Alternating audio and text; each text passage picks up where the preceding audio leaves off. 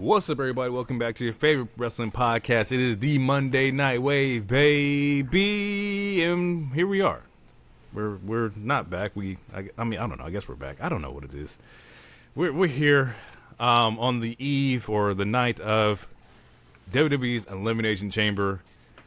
We have a lot to talk about here between the 4 matches that happened today. The Masked Man. Who's the Masked Man? Did we find out who he was today? We actually did, and we'll talk about that as well.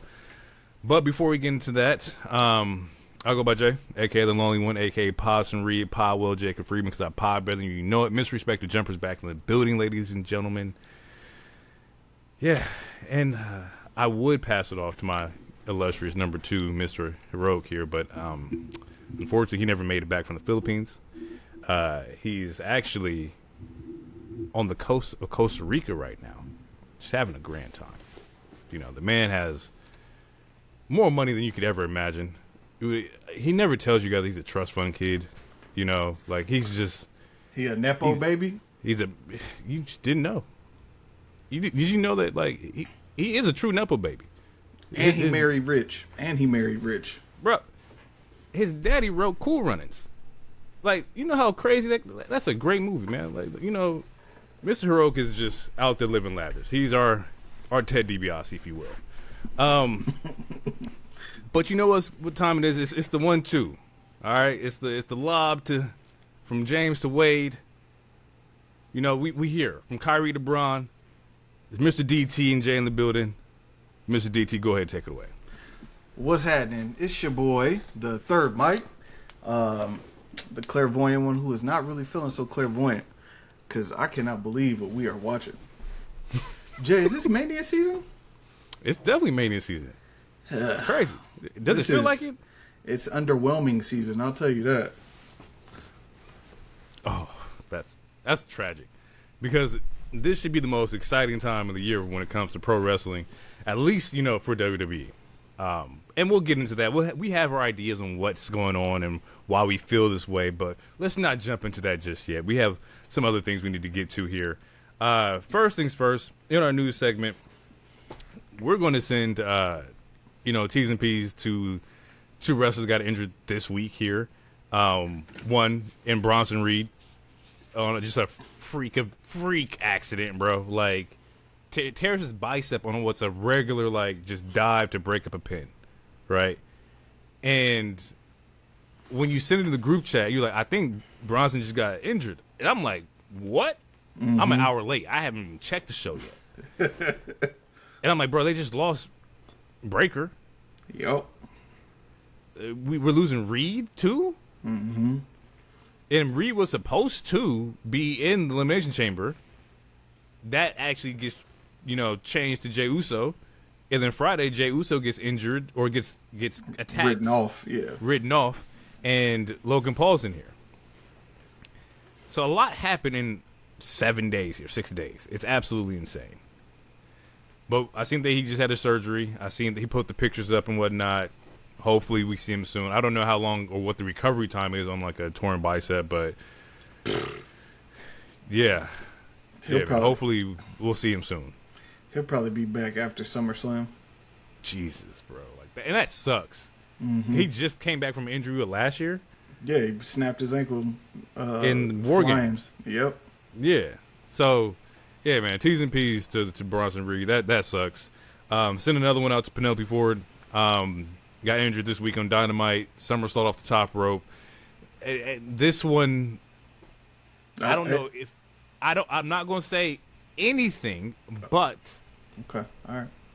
But I think this one could have been avoided.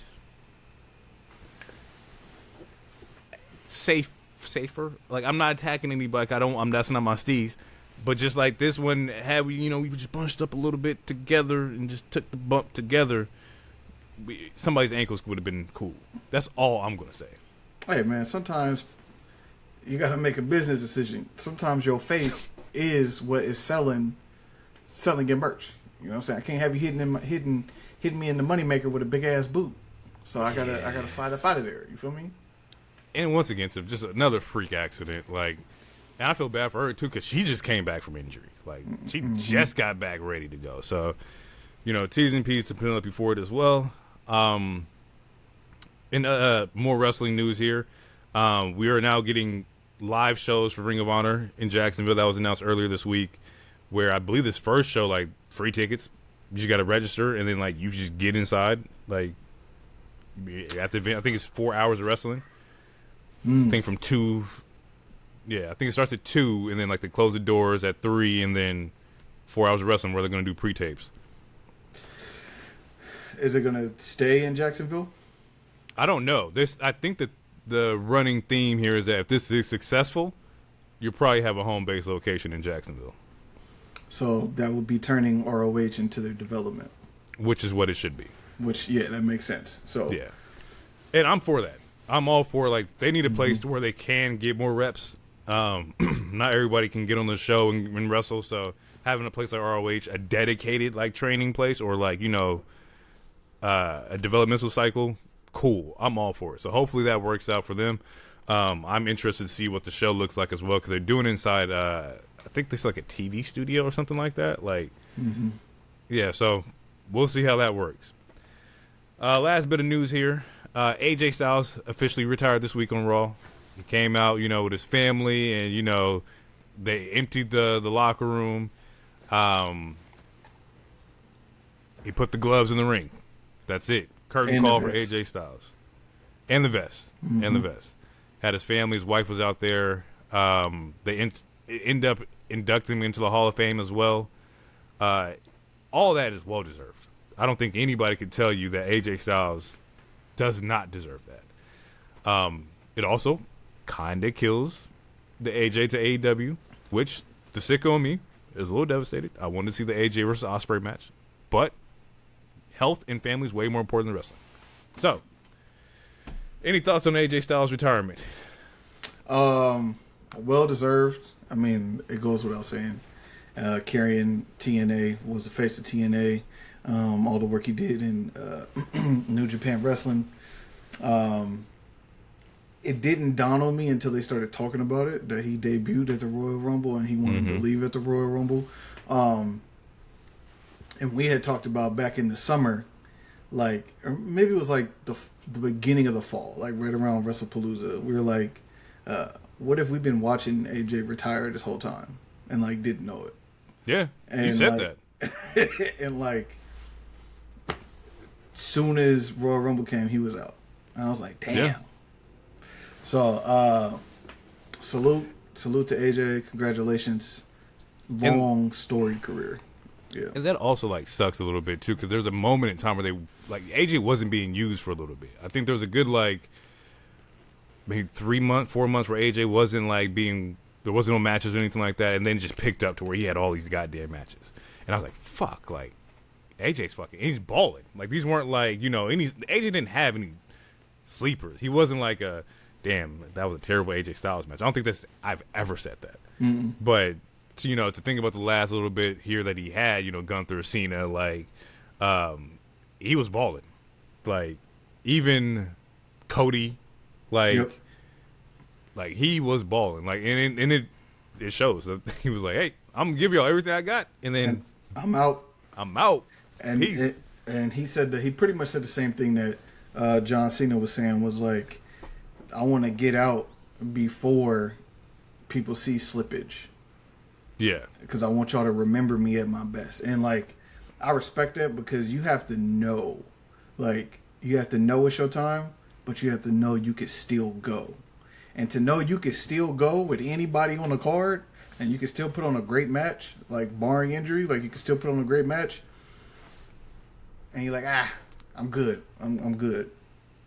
I want to know, like, what, in his words, what he thinks, like, his retirement, like, that moment where you were like, okay, this is it for me.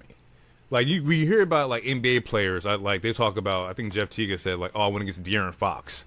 And he was just way too fast. And I realized it's time for me to hang it up. I want to know, like, what was his moment where he's like, oh, yeah, it's time for me to get up out of here. From one of the interviews I heard, it was, at least he expressed it to be actually more home base and not, like, in the ring. He was talking about how one of his daughters, her friends were telling her that it was dope that her dad was AJ Styles, and she was like, essentially like, I don't really get to see my dad, so yeah. And I'll try to find the quote, but it was essentially like, yeah, like it's dope for y'all that he's AJ Styles, but not for me. So, and then when you step out of the character and you look at that in the human role, it's like, all right, yeah, if I've been on the road for 20 years and my kids don't really see me like that, like I can see how he could be like, you know what, I'm cool on all this. Yeah. It's the same thing with like NBA players. I think there was like Shaq has talked about that, where like, you know, he just wasn't there for his family. Mm-hmm. It's like, because you're just not there. Like, yeah, they have the cars, the toys, the mansion, and all this, but like that doesn't replace like physical presence of like you being here.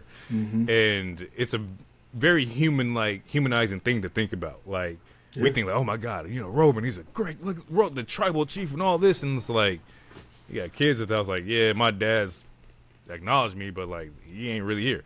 I mean, now he is. Yeah, but and I think that's to his credit why his schedule is like that, because he got 5 of them, 2 sets of twins, and an older daughter that, you know, was growing up while he was the big dog. So like, for him to probably miss all of that, and then you got 2 sets of twin boys, like it's a lot for one spouse to handle. So just real quick on that too, like same thing with Braun and Bronny. Like, that's why he even said it last year, Bronny's rookie year. He was like, this is the most time he spent with his son.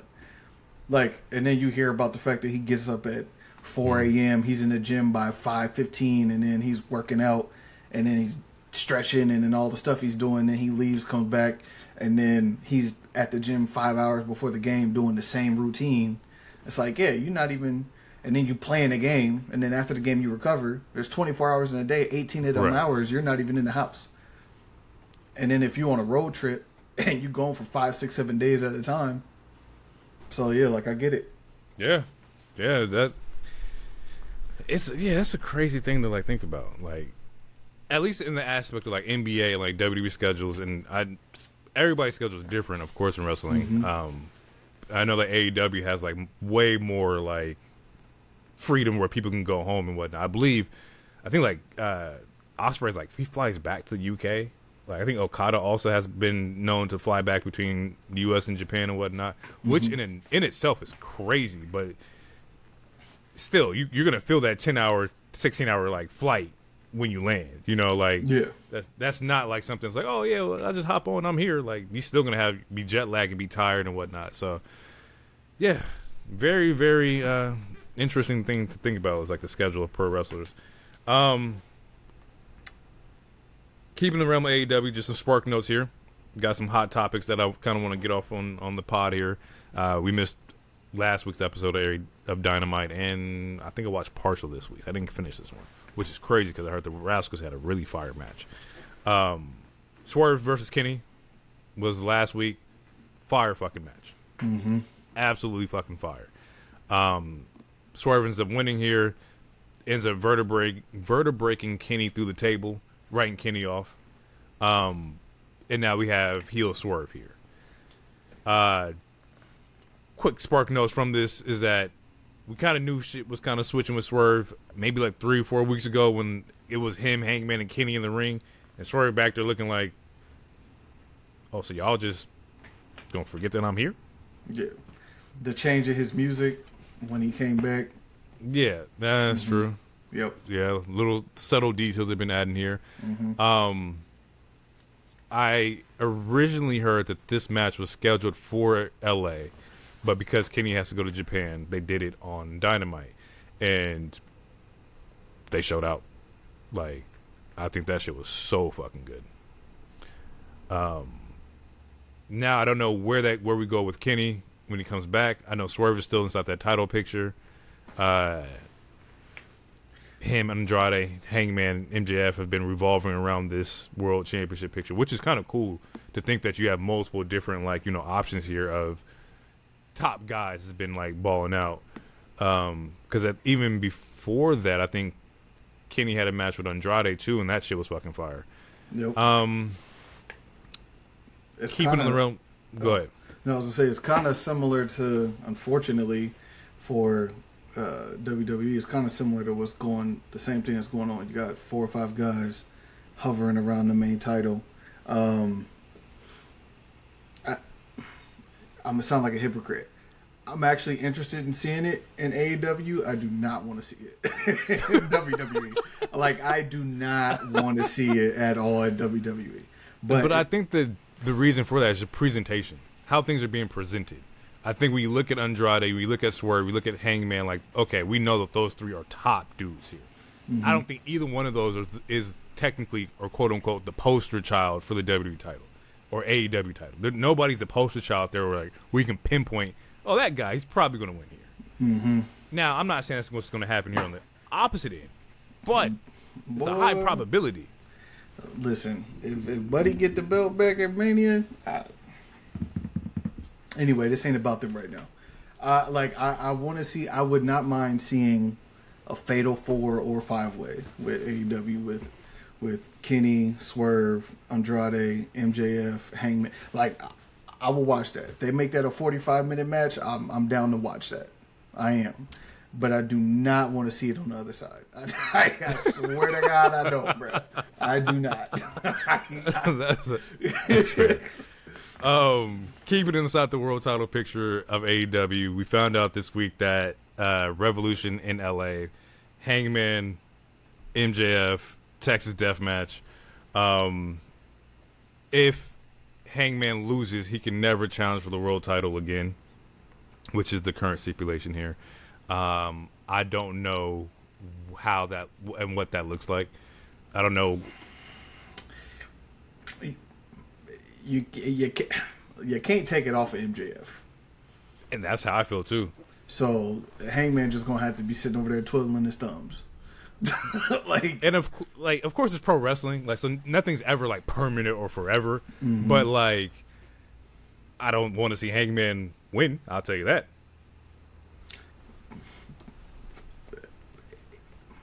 Saying somebody doesn't deserve to win is kind of fucked up, but he don't deserve to win. No, I think MJF is having a phenomenal run right now. You gotta let MJF cook. Like, he's got all the pots going. Everything is bubbling right. Everything the right temperature. The kitchen is smelling good right now. Smelling good. That's a perfect analogy. Speaking of cooking, one more match got announced, or is being looked to be announced here, is Brodito versus Andrade in LA. Cook. Torching it. It's only one person that should win that match, if you ask me. And it's not Brodito. Brodito, Bandito, no Dito. Oh, my bad. It's Bandito versus Andrade. But, yeah. Fire. I can't wait. In LA, it's up. Front row full of bad bitches.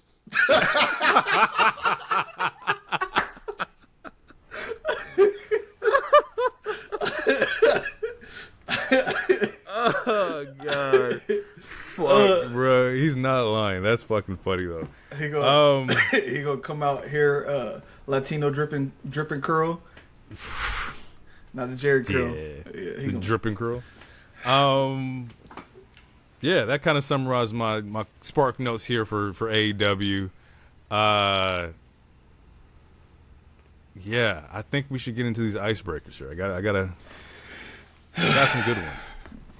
All right. Now, do you want question 1 or question 2? Because there's 2. It is what it is. It's whatever you want to do. Start with question 2. Question 2 is a little simpler. And we've done it in the past before, but I'm kind of just temperature check to see where you're at now. Crossover match. Give me one from there, one from here. Between what companies? Let's do any company. I was thinking AEW, WWE, but like let's open the doors here.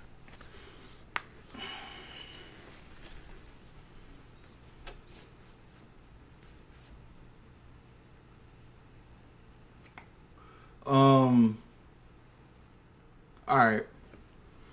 Let me get. I'm gonna give you a couple. Okay. Let me get. And it's kind of gonna be like. Actually, no. Oh, that's tough.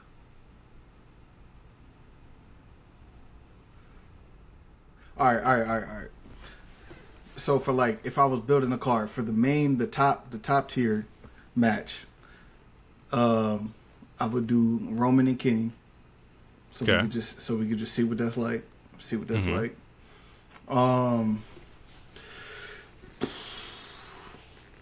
Let me get. What was it? Ricky Sosa. Let me get Ricky Sosa and Javon Evans. I like that. Let me get them too. And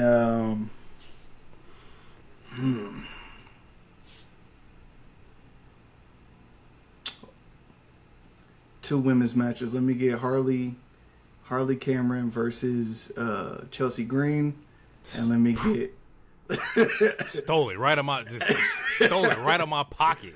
And then let me get Bailey and Willow. I like those. One thing, that was another one that was slightly stolen out of my pocket, but I kind of switched mine at the last minute here. But Bailey versus Willow would be fire. Yeah, fuck it, fire. Harley Cameron and Chelsea Green is just money.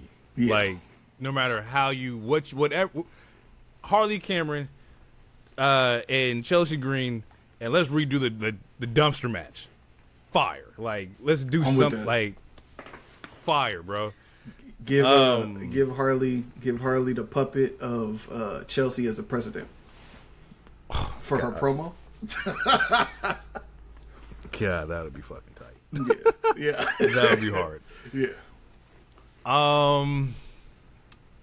Damn. Well, now I gotta switch mine up a little bit here. Okay. I like that. You did a little 4-match card. I can rock with that. Let's go. See, and some of these has already happened, so I'm trying to not to like rehash those per se. So let's think of something. Ooh, give me MJF and Seth Rollins. That's a good one. I was trying to think of who to put him with too, and I couldn't. That's why I kept going. That's a good one. Yeah, give me MJF and Seth. I think like that in itself of like just the promo battles. Mm-hmm. Yeah. Okay. Fire. For my little secondary match, I'm gonna take Kevin Knight and Carmelo. Okay. And I think we can get down here. Okay. I want Pac and Ilya. Okay, I can see that. I need just graps. I can see that one. Fuck the bullshit. And then for my women's match here. Ooh. That's tough, bro. That is so tough. Because naturally, I was going to go with you said Bailey and Willow, but then I switched it, and I was like, let me go like Bianca and Willow, or give me like Bianca Bane. Like, let me just see like okay. Just what's like the feminine version of saying big meaty men bumping meat? Like, how do you big meaty women bumping meat?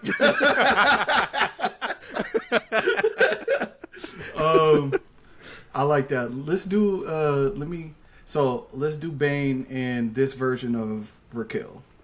I think that'll be something you would want to see. And then I'm gonna add this in there because we both didn't say him. Let me get oh man, how did his name just escape me? Let me get Brody King versus Gunther. Oof. Can't leave the ring. Oof. Can't leave the ring. Let me get them two. That's the one stipulation. Can't leave the ring. That's tough. Yeah. That's a tough match right there, bro. Like I'm telling you, if they could just come together just one time, and do that, you know how much money they would make? You know how much money? You know what the WrestleMania tickets would look like today? Split the revenue 50-50. Right down the middle. Everybody be good. Yeah, I like those. Those are some really good matches. Like I think like I was sitting here trying to figure out like if there was anybody I could pair Ospreay with, that was on the WWE side that would like make the most sense as far as like like the style? chemistry. Like, give me a second.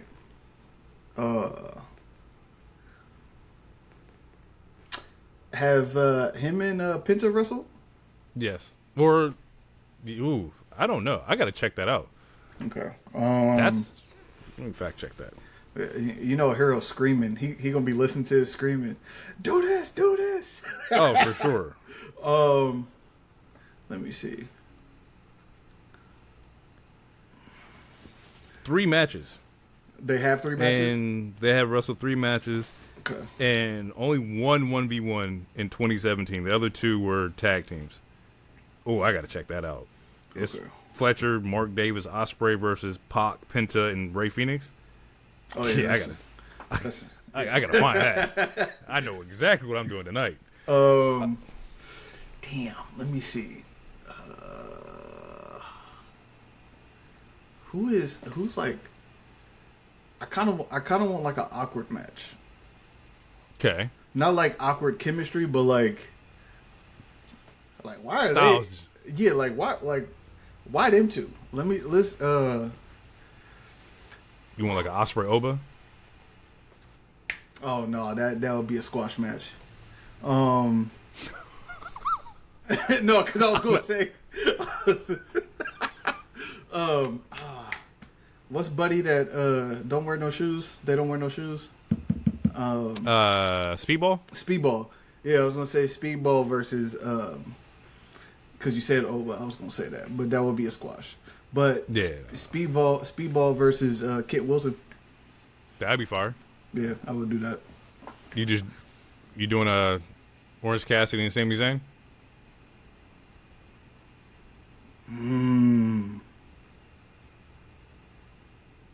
Okay. Can OC hang with Sammy? I think so. I think they're very similar. Okay. I'm not against it. I think they're very, very similar. Yeah, that's fun. We might have to dive deeper into that. That was just to think about the possibilities and just pairing people up and like, yeah, I think that'd be fire. I like how we also stayed away from like the obvious because most people are like, oh, you do Mox versus Roman. It's like I don't want to do that. I don't want to do Mox versus Seth. Like I don't want to do that either. Who would you pair Trick Williams with? Because I was gonna say Kyle Fletcher, but I feel like from a wrestling standpoint, I love Trick, but I feel like he'd probably get exposed a little bit. A little bit. Yeah. Trick Williams. Mm-hmm. That is a good one because it would have to be with somebody who's able to control like the dance. So I'm thinking like somebody who's like a vet in a way. Mm-hmm. Anybody in the Callis family?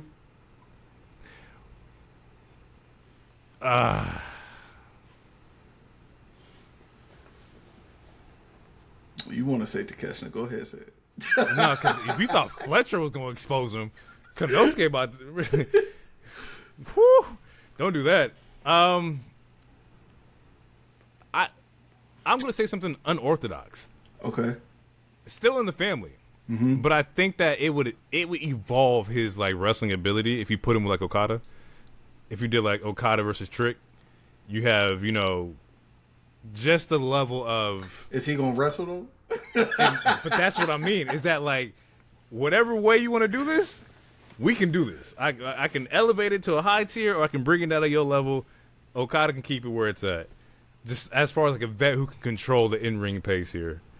There has to be a better fit though. Like I'm trying to think like who would I pair like Trick Williams with? Like my last one, and I'm off it. we can do like Hurt. We do like Shelton and Trick.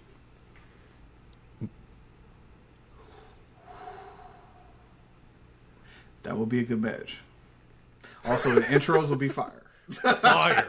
The intros will be fire. Yeah.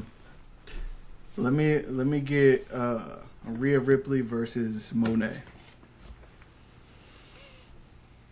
That I don't know if that already happened. I'm not sure. I think they maybe crossed paths, but I don't know if it happened. Let me see. Let me see. Somewhere Hero's also like, yes, it happened here. Yeah. Yeah, that already WrestleMania happened. 36. She was a special guest referee. Let's see. Yeah, it was in a tag though, so technically that don't count. Like no 1v1s? Oh, it does say they clashed in a triple threat in 2019. Yeah, but I don't see no 1v1s though. And it ain't this version of Rhea Ripley. Right. So. Tough. Yeah. It's definitely tough. Yeah, he's definitely like, boy, yeah, that happened in 2019 they touched. I'm like, yeah, that was 8 years ago, nigga. Things changed a lot. Okay, cool. I like that we actually did pretty well on that. My last question here, which is a fun one. You're a pro wrestler. What's your intro music? What do you come out to? And of course, it's subject to change because it's going to be really hard to like think about that on the spot. And while you're thinking, I'll go with what I got. Well, real quick, I just need parameters. Is this like licensed music, or is it somebody else's theme song that's already licensed music? Like okay. We open the budget, we talking to Warner Brothers or whoever. What song do you want?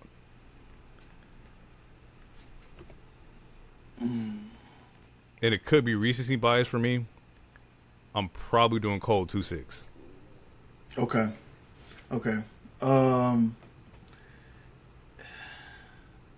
I have two. One is a Cole song. Mm-hmm. It's the intro on the off season. Okay. Or I'm gonna do DNA, Kendrick. DNA's a crazy pull. Yeah, yeah. Because I'm thinking about something that's gonna hit. Mm-hmm. Yeah, but and for me, I was thinking like 2-6 because like you also need something that they're gonna chant back to you. Mm-hmm. Like that should probably sound fucking crazy coming down to like the ring. Once again, probably recency bias. I probably have a better like song next week. I ask the same question or next time we pod with Hero, just that way he can get his input in there. I got one that's a crazy pull. What you got? I don't like saying the title of the song, but it's Black Skinhead. Kanye? Yep. Because that's just it's loud, it's disruptive. Yeah. It's gonna get your attention. Yeah. Mm-hmm. Damn. Yeah. Now I'm thinking like pulling off of that album too, like coming out. Terrible thing to say at the end of Black History Month, but coming out to like New Slaves, like.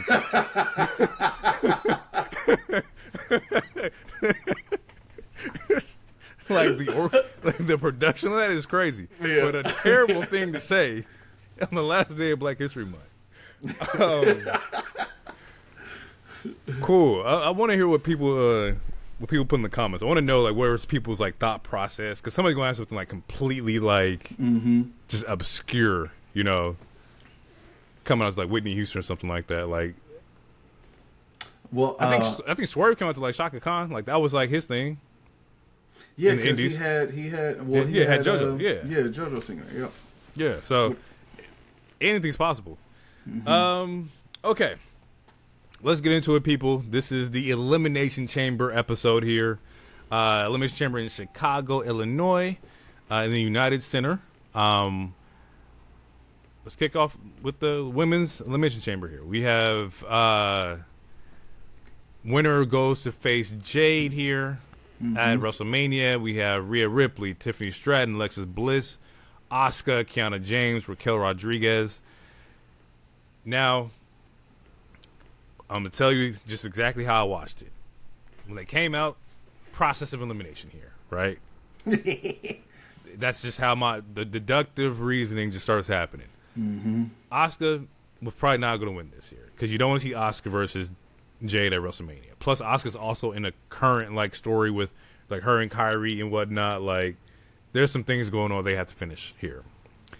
Bliss, I'm not too sure what they're gonna do with those two. You may do another tag team championship match, you know, at Mania. It may be like the breakup of her and Charlotte, because Charlotte's in like this like depressed Charlotte phase right now, which makes sense. Cause I saw a picture where she had like all the ice cream. She had 3 pints of ice cream. Yeah, I was like, what? I was like, oh, she's taking this character bit to the core here, and I respect that. And it's good because they tried. If we remember last year, they tried to let her have the babyface promo, and people was like, no, fuck that. Why is she back in the title picture? Like, just because she's Charlotte? No. So now they're taking their time. They're giving her more substance. They're giving me a chance to feel for her. Like, and personally, from what I know of her character, I would have never thought we'd see her sad with 3 pints of ice cream. No, but I think that's a great character, like, not trait, but something to give the character that I was depressed, I forgot who I was, and I'm going to climb my way back to the top, and now I am who I say I am. Damn. Yeah. Especially if that's like a true like babyface run. What if Bliss is the one who turns on Charlotte, right? Mm-hmm. Which you would get the most response out of that. Yeah. Versus the other way around, because people would instantly be like, "Oh, Charlotte is Charlotte," but if it's Bliss, like at WrestleMania, because they're gonna face the right now. If I'm booking it, they're gonna face the Irresistible Forces to try to get their belts back. I'm gonna tell you what I got. I thought about this shit too while I was watching it. Bella Twins. I think you do Bella Twins versus Lash and Nia. At Mania? I think you do it.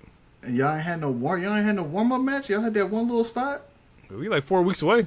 6 weeks away. Y'all better get to wrestling. Look, I'm just saying, like, there's gonna be a legacy match at Mania. I hear you. I ain't with it, but I hear you. Looking at the rest here, Raquel Rodriguez, I was like, Raquel's is not going to win it here because we just seen Liv get it. Can't have 2 Judgment Day members in the title pictures, although I think that'd be boss as shit. Mm-hmm. But it probably wasn't going to happen. And she had a phenomenal showing in this match, too. Then Kiana James, just a rookie. Too early for Kiana James. Also looked great, too. And then you have Rhea. And we talked about it the last pod. The Mania match is Rhea and fucking Jade. It's the safe option. It's the buff muscle women, big meaty women slapping meat here. Like that's where we're at with this. How do we feel about Rhea winning? How do we feel about the match? Where do we want? Where did we want this to go?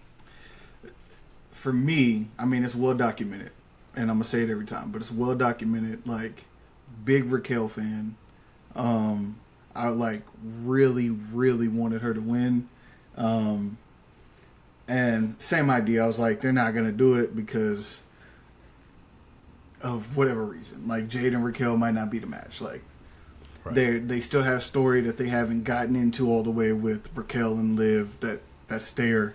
But for me, her performance, it was like a reward. It was a reward for all her hard work post June. So from June on in, she has been absolutely dominating in her matches. She's been a force, etc. And so they really took a second to spotlight and highlight her, which was fantastic. I mean, she was getting her shit off. Yeah. She was throwing. I think it was Kiana. She threw through the.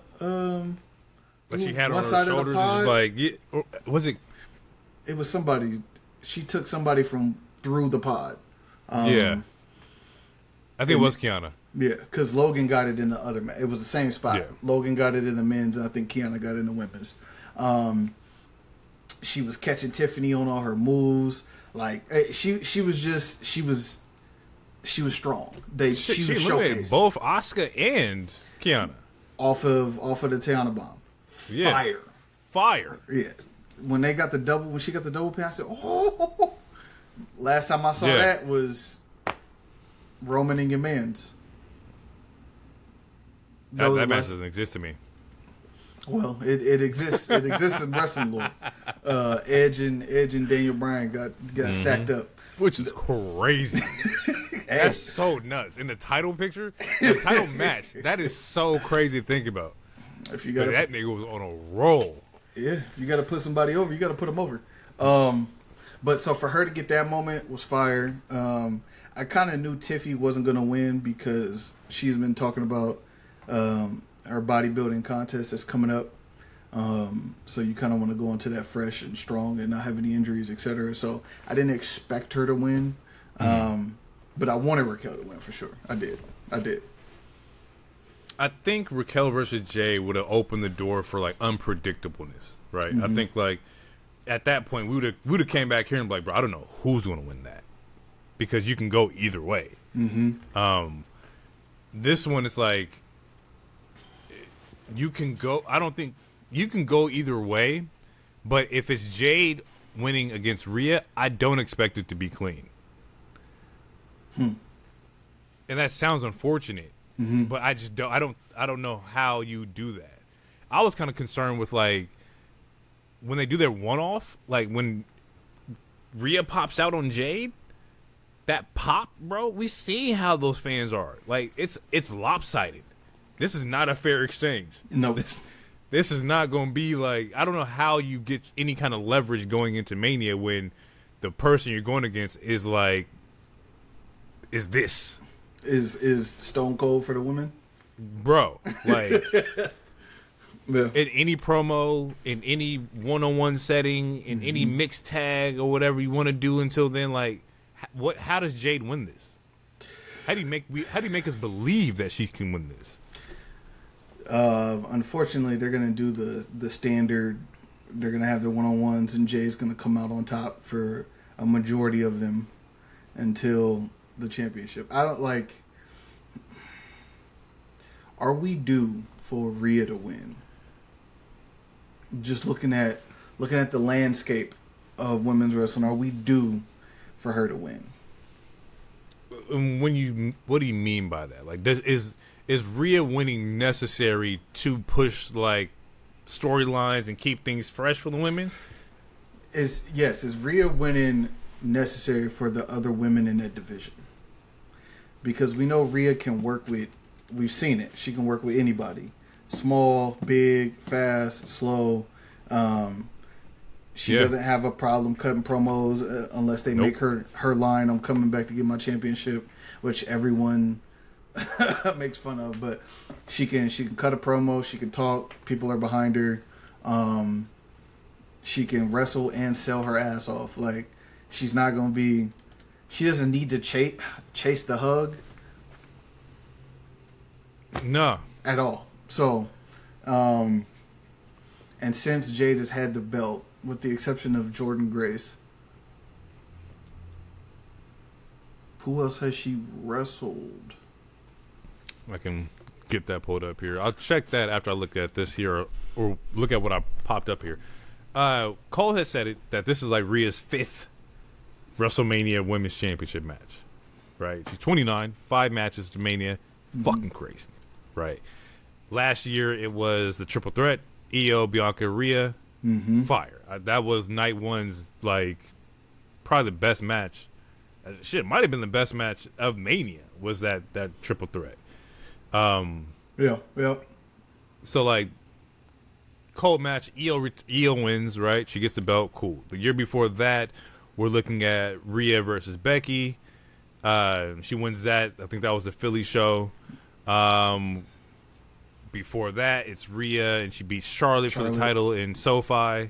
Yep. And then we have tag team title fatal 4-way, and that was when Sasha and Naomi had won the tag belts there. But like, she's been in that main event picture for quite some time now. Like, shit, even here, like this WrestleMania 37, it was Rhea and Asuka for the belt. So, does she need it? No. But is the wrestling ecosystem better when she is champion? Yes. And therein lies the fatigue that we got the past 24 months, which is why they put her in this. They started making her lose. They put her in a tag team because there has to be more to her character, right, than that. Otherwise, you risk her being in that Charlotte Flair space that she was in before, which is she's only involved in the belt, and then people get tired of her. So it's honestly it's funny because like the only other person I can think that has that kind of pull is Roman, right? To where it's like, all right, I'm gonna sit back. I'm gonna wait. Y'all go ahead and do what y'all gonna do. Y'all can make new champions and do new number one contenderships and whatever. I'll do over here. I'll be cool. But just know that like I'm a key catalyst in all this. Like, and that's how Rhea is. Like when Rhea's a champion, we get better like engagement, better stories. You don't get to live in Rhea shit if Rhea's not champion, right? And there is a level of fatigue in that. But I think there's other ways that we could figure out to make this more creative and more fresh. And I just think that as the writers and producers are working, I don't think they're not capable. I don't think they're pushing that envelope. yeah, Like, there is way more nuance that we can kind of like figure out with Rhea, not just have her be woman Stone Cold, you know? yeah. Like, what is... That sounds fucking terrible. That sounded straight like out of like VKM. But like, what does a corporate Rhea look like, right? Like, what does that look like? I'm not saying we got to do it, but I'm saying like just testing out different waters of, you know, can you still be this without that? Can you be Undertaker, American Badass, and still be Deadman, you know, Undertaker? Is that still a possibility for like a Rhea, you know? But here's the thing: is I think that the goth look is so much a part of her aesthetic Character, yeah. that if you pull that away from her, I think there's a chance that you can pull all the aura and all that shit off of her as well, and it don't hit the same. Because like that's funny. Like if man, this I don't sound like I'm talking about her physical appearance. But if you look at how she, what her character looked like before she went into the Judgment Day and before she cut her hair and was doing all the jet black, like she just looked like a regular person, regular chick. There was nothing that stood out about her. Which is why she made the flip to be more of herself. And then as soon as she did that, like the trajectory just went off. So like you can't. And you don't want to fuck that up either. I understand that. You can't strip that away. I don't think. No. Yeah, we'll see. But I think that I think Rhea ends up coming out on top. I think she ends up, you know, being the champion at Mania. You need a solid pop. You need a pop you can like, you know, bet on. As far as like Jade's title matches here, let me take a look here. Who has Jade defended her belt? Title defenses was here. Was it Tiffy? Besides Tiffy, and then she got hurt? Let's find out. She's been the champion for 120 days. Yes, it's only been Tiffany Stratton and Jordan Grace. Okay, yeah. So that's a terrible execution. But again, not a hurry either. Yeah. Like, is that her fault or that you're not putting people in front of her? Yeah, you're not booking that properly. So now you got B-Fab coming back. B-Fab coming back. Michin coming back. God, it's gonna sound bad, but there's people you can feed to her. It sounds bad. Sucks. That sounds terrible. But like, I get it. Like, you know, the Zelina Vegas, like things like that, right? Yeah, honestly, no. Zelina don't need to be nowhere near a belt right now. Okay, calm down, relax. I didn't say anything bad. I just said, you know, we can do without. It's just I don't know. But also, you make Jay look so strong that when you throw a B-Fab in front of her, it's like, that's not a threat. You know, like they did such a good job of making her be this top person, is that you kind of booked yourself into a hole here to where like no matter who we throw in front of her, it doesn't look like it's gonna work. Right? And her two options, they out. One is out with injury and the other one is out with life. Unless you did you know, like a Bailey, you know, unless you were able to I don't want Bailey losing to Jade. I'm gonna just keep it a bean. That's me, though. No, but at the same time, somebody who can you can get your experience with the reps. Get something on the table here. Did she go against Becky? Shit, put her and Becky go at it. But not this version of Becky though. I was it's too close. It's already Trump-esque. I don't need Becky doing any Twitter rants about Jade. Jesus Christ. Yeah, there's nobody that you could possibly put in front of her right now that would help out her reign without it being somebody coming over. And even then, Becky comes over. I don't think Jade can beat Becky. Jade's in the same thing as Fletcher, right? We want you this main title picture, but are you better than the main title people that we have here? We know you're better than the mid card people for sure. But once you enter this new bracket here, you're at the bottom of the new bracket. So therefore, it's that's why they've been teasing Charlotte, but they haven't. They're not touching. That's all teasing. And even then, fuck, Charlotte versus Jade doesn't make me think Jade's gonna beat Charlotte either. But that's what I'm saying. When you say we want you on the top card picture, but can you handle being in that spot? To be fair, that out of everybody, the one that would have made the most sense probably would have been Tiffy. That would have been the 50-50 shot. But Tiffy was already in the championship match last year, right? I think that if you put Tiffy in front of Jade, it's okay, I think this one can go either way, right? This shit. But now it's 85-15 Rhea right now. That's... Yeah. I told you, I don't think she does it clean. Does Jade having to cheat to beat Rhea make Jade look weaker? I think it's the flip. I think and I hate saying this too because we just did this shit, but it's the Io flip. I think Io flips on Rhea. So I don't think they do that. Then I don't think Jay gets this win at all. I don't think that they're gonna. No. Io is too much of. Cause she ain't gonna be able to get this off. You do that to mommy, ain't nobody doing this. That's true. Now, Rhea got pinned for the tag match. Check. And she tweeted, "I'm sorry" or whatever, and Io was like, "Don't worry about it, mommy," or whatever.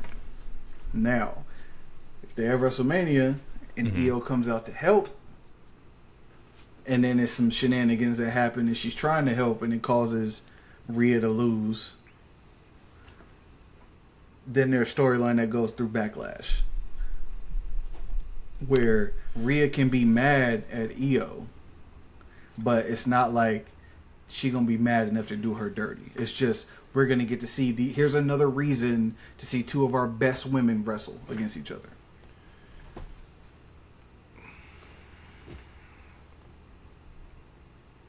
Yeah, you're probably right. Because you're not gonna put the belts back. You're not gonna put the tag belts back on them. And at some point, you have to break this. You have to break Rio up. So it's funny because I'm also still going through Jade's matches, and I'm going through who they fought in the tag belts. Who could we pull from one of those and maybe make a feud here? And it's we don't have Alba and Isla no more. That doesn't exist no more. Shayna and Zoe. Shayna's gone. Zoe's still injured, so that's an X. We don't have nothing there. Candice and Indy are gone, or Candice is still there, but she's not it's not a. She's not looking at that. Yeah, she just had a 4-minute match with Jordan Grace, which is crazy. It's a 3-hour show. Why the fuck are we giving them 4-minute matches? I thought the whole purpose of this was give people exposure and opportunities. Jordan Grace is also a star too. Let's not get that twisted either. Yeah. Going back to the tag titles, Nia, but Nia just is tag team champs with Lash, so that's X'd out. We don't have that option anymore. We have the Liv and Raquel thing. Once again, would have been dope to see 2 Judgment Day members get it. I think the storyline with that would have been who's gonna get it? That's what I've been fucking asking for the last 3 months. Like for Liv and Raquel to both have like title opportunities and both go back to the clubhouse, like there can only be one alpha here. Like I think that would have been, it would have been heat. It also would have spun creativity for Raquel to go to SmackDown and be individually her, right, and not be attached to the Judgment Day, or vice versa. It's like Liv goes someplace. Like somebody would have had to change and become, you know. What's the word I'm looking for? Somebody had to be Justin Timberlake. Somebody got to leave in sync and be the solo star. Yeah. Like, I think that we could have had that moment with Raquel here. Chelsea versus Jay would have been cool too. See, trust me, I have thought about that, but like, that would have made me think Jay was winning. Nah, that would have made me think Chelsea was going to win, personally. But, I don't know, because I'm not putting no allegations on Jade, but, like, it don't take nothing for Chelsea to get hurt. And that's all I'm going to say. Okay. You think that she's going to throw somebody through a windshield? I wouldn't want... I wouldn't want Chelsea to get hurt in that match. Oh, I see what you're saying here. For what it would be perceived as or mean for Jade. Gotcha. Okay. Keeping the women's realm here, second match of the night was AJ Lee versus Becky for the IC belt here, and I was thoroughly wrong. I thought Becky was coming here, shenanigans was going to come out and win. Champion, go back in the Raw and say, you know, everybody loves me. That is not the case. But it also made me think, when she did lose, we're running the match again. You're going to do it at Mania. It's always a sets of threes. You know how this go. I don't want to say Punk and Drew had 3. Like, I think LA Knight and Braun had 3 or something like that. Like, LA Knight and Cody, or not Cody, but fucking... Logan had 3 matches in like their runs. It's always in the sets of 3. There's not enough time for you to build anybody else. Jey Uso and Braun Breaker for the IC was a set of 3. Like, didn't Gunther and Jay also have like 3 different matches? Like, it's always gonna be a set of 3. It may not be back to back to back, but you're gonna get this third match at some point. And once again, we're 6 weeks away from Mania. But if it's a third match, Becky hasn't won any match against. She tapped in the tag match. She tapped in a singles match. You done already lost twice to AJ. I mean, she's gonna say that, you know, the ref cheated. Yeah, the car stopped me from throwing her into the buckle, but then she moved out the way so she could throw me into the buckle. Like, I get that, but I just don't want to see it again. Who do you put in front of AJ in this short amount of time? Becky. I mean, not Becky. I'm sorry. That was a Freudian slip. Bailey is what I meant to say. Not enough time. Sure there is. Not enough time. There was enough time for them to take Bailey off the show right before a week before Mania. There's enough time to put Bailey in that bitch. No, I ain't trying to hear that. In theory, you're not wrong. So funny. Not wrong. The Friday before? Oh no, y'all niggas is tripping. Yeah, but you know what I mean. It's like, okay, so now we gotta have AJ Lee and Bailey promos. Yeah, Bailey's gonna go off. Okay. AJ Lee will do AJ Lee, but like, I don't know if that's selling me. Being dead ass. And that's not on like, you know, Bailey. I just don't want to hear another Becky rant. I don't mind watching Becky wrestle. I think she's fantastic in the ring. I don't want to hear another Trump-esque Becky rant. I don't. Hey, it's not over. She lost her belt. Monday Night Raw, she probably opened the show coming out with some shit. Demanding a rematch because she was champion. But, like, just looking at the roster, like, I would love to see AJ Lee Roxanne, but Roxanne's also recovering from, like, an injury. I think that would have been money. That's why I said Bayley. But like, this is WrestleMania. We got to make sure this match is a marquee match. Wait a minute. Hold on.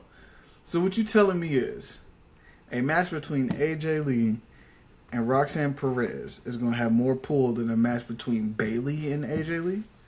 Based off of the current usage, yes. And that has nothing to do with Bayley. Who do you see more? Who's more familiar? Who is the audience more familiar with? Roxanne or Bayley? Bayley. The audience? I don't believe in that. Bayley. I don't believe that. Oh, hey. Just because of a recency, like right now, today. Yes. I don't think so. Right now, today. Yes. I don't think so. And I'll give it right back to you because you're not pulling Roxanne off the show. She's not even on the show right now. Well, I'm just saying in general. You wouldn't have done that last year to Roxanne. Last year was her first year. She could have not went to Mania. She just happened. Roxanne was her first year, and she was final 2 in the Rumble, and it was killing Elimination Chamber. That's what I'm saying. That was the push. And what I'm telling you is, if you can pull Bayley off of Mania a week before Mania, you can put Bayley against her childhood hero right before the motherfucking Mania. Yes, you can. If they can spin that in 6 weeks, I'm with you. To me, that's the whole point of AJ Lee having the belt. She needs to go face all her kids, all of the female wrestlers that she raised, that she did meet and greets with, that was wearing her shirt, and then now they wrestled because of AJ Lee. Absolutely, all of them one by one. I'm going to ask you a separate question. Do we think AJ Lee can keep up? Bayley will make sure AJ Lee can keep up. I like that answer. Bayley will make sure, because the same way that you liked this match tonight, because Becky led that motherfucker and made sure, and it was a good match. Yeah, and made sure AJ Lee looked good. Like I said, it was a good match. I talk shit about Becky's promos, but when she's in between them ropes, she does her thing. She took care of AJ Lee when she was tired. You can see she laid off a little bit. Hey, take a break right here. I'm gonna go get some crowd attention. All right, I'm back on your ass. You can see it. So Bayley will make sure that AJ Lee is taken care of. And then by the time you get to Roxanne and this one and that one and whoever, then she'll be Gucci. I'm trying to think as far as like heels, because like Bayley versus AJ Lee. If they could spin it how you're telling it, cool. Like I said, I'm with you.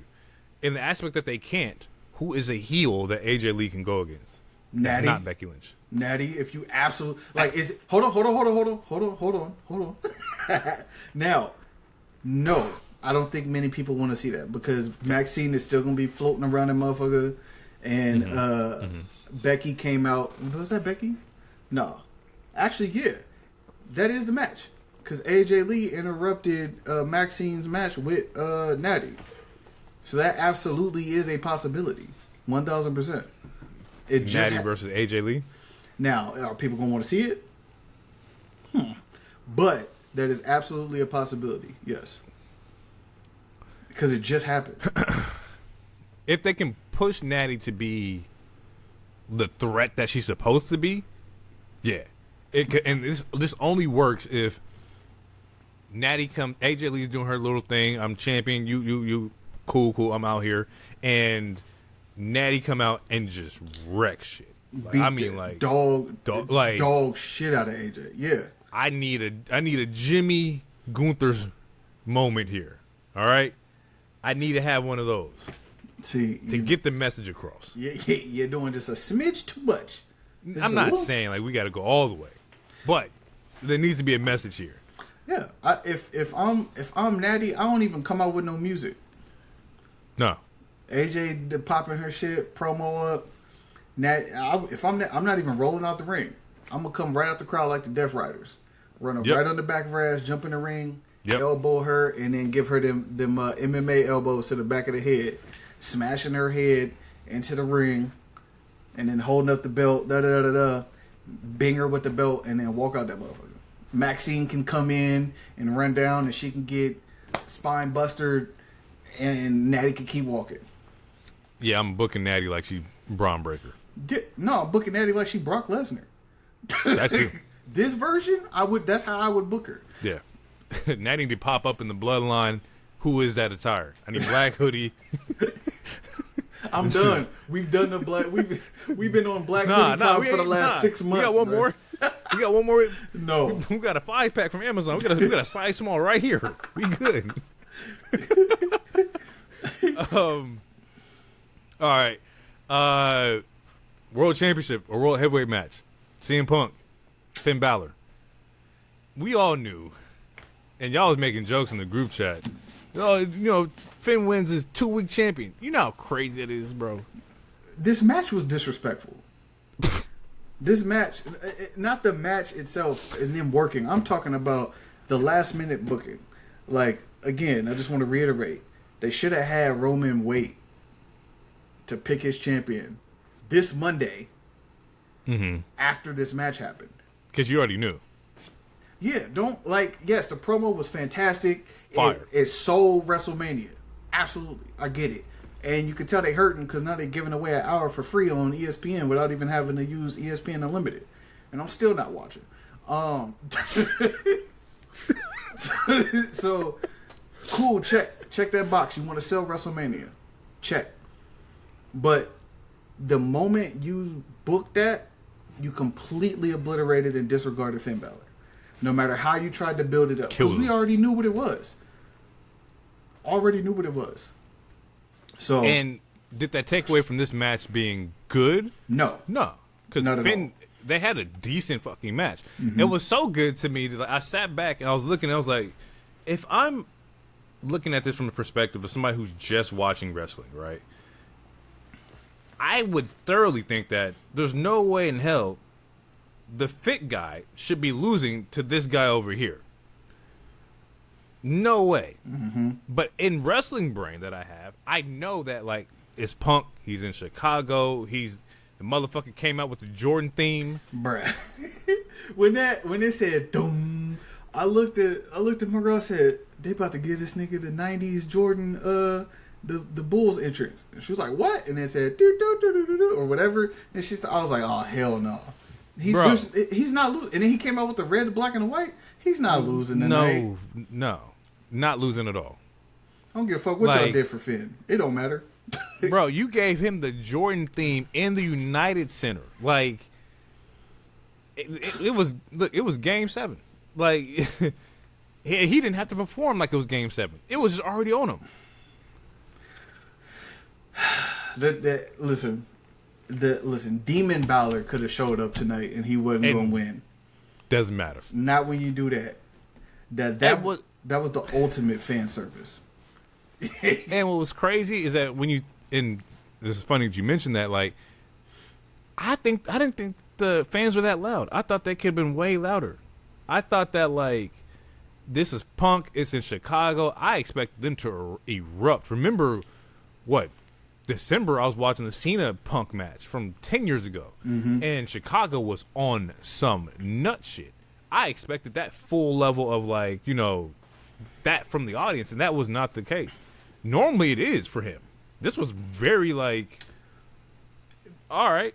Because they already knew he was going to win. If Finn would have had the belt, let's say Finn had the belt, and this was Punk's first championship opportunity. Yeah, we're looking at something completely different. And then he comes out with that music? Yeah. Yeah, no, completely different. Because the way they popped That's true. When he came back, because, again, he came back in Chicago. Yeah. From Survivor Series. Like, that was, I think still to this day, that was the loudest thing I've heard, like in my ear. Like, in terms of, like, a crowd reaction. Because they didn't expect it.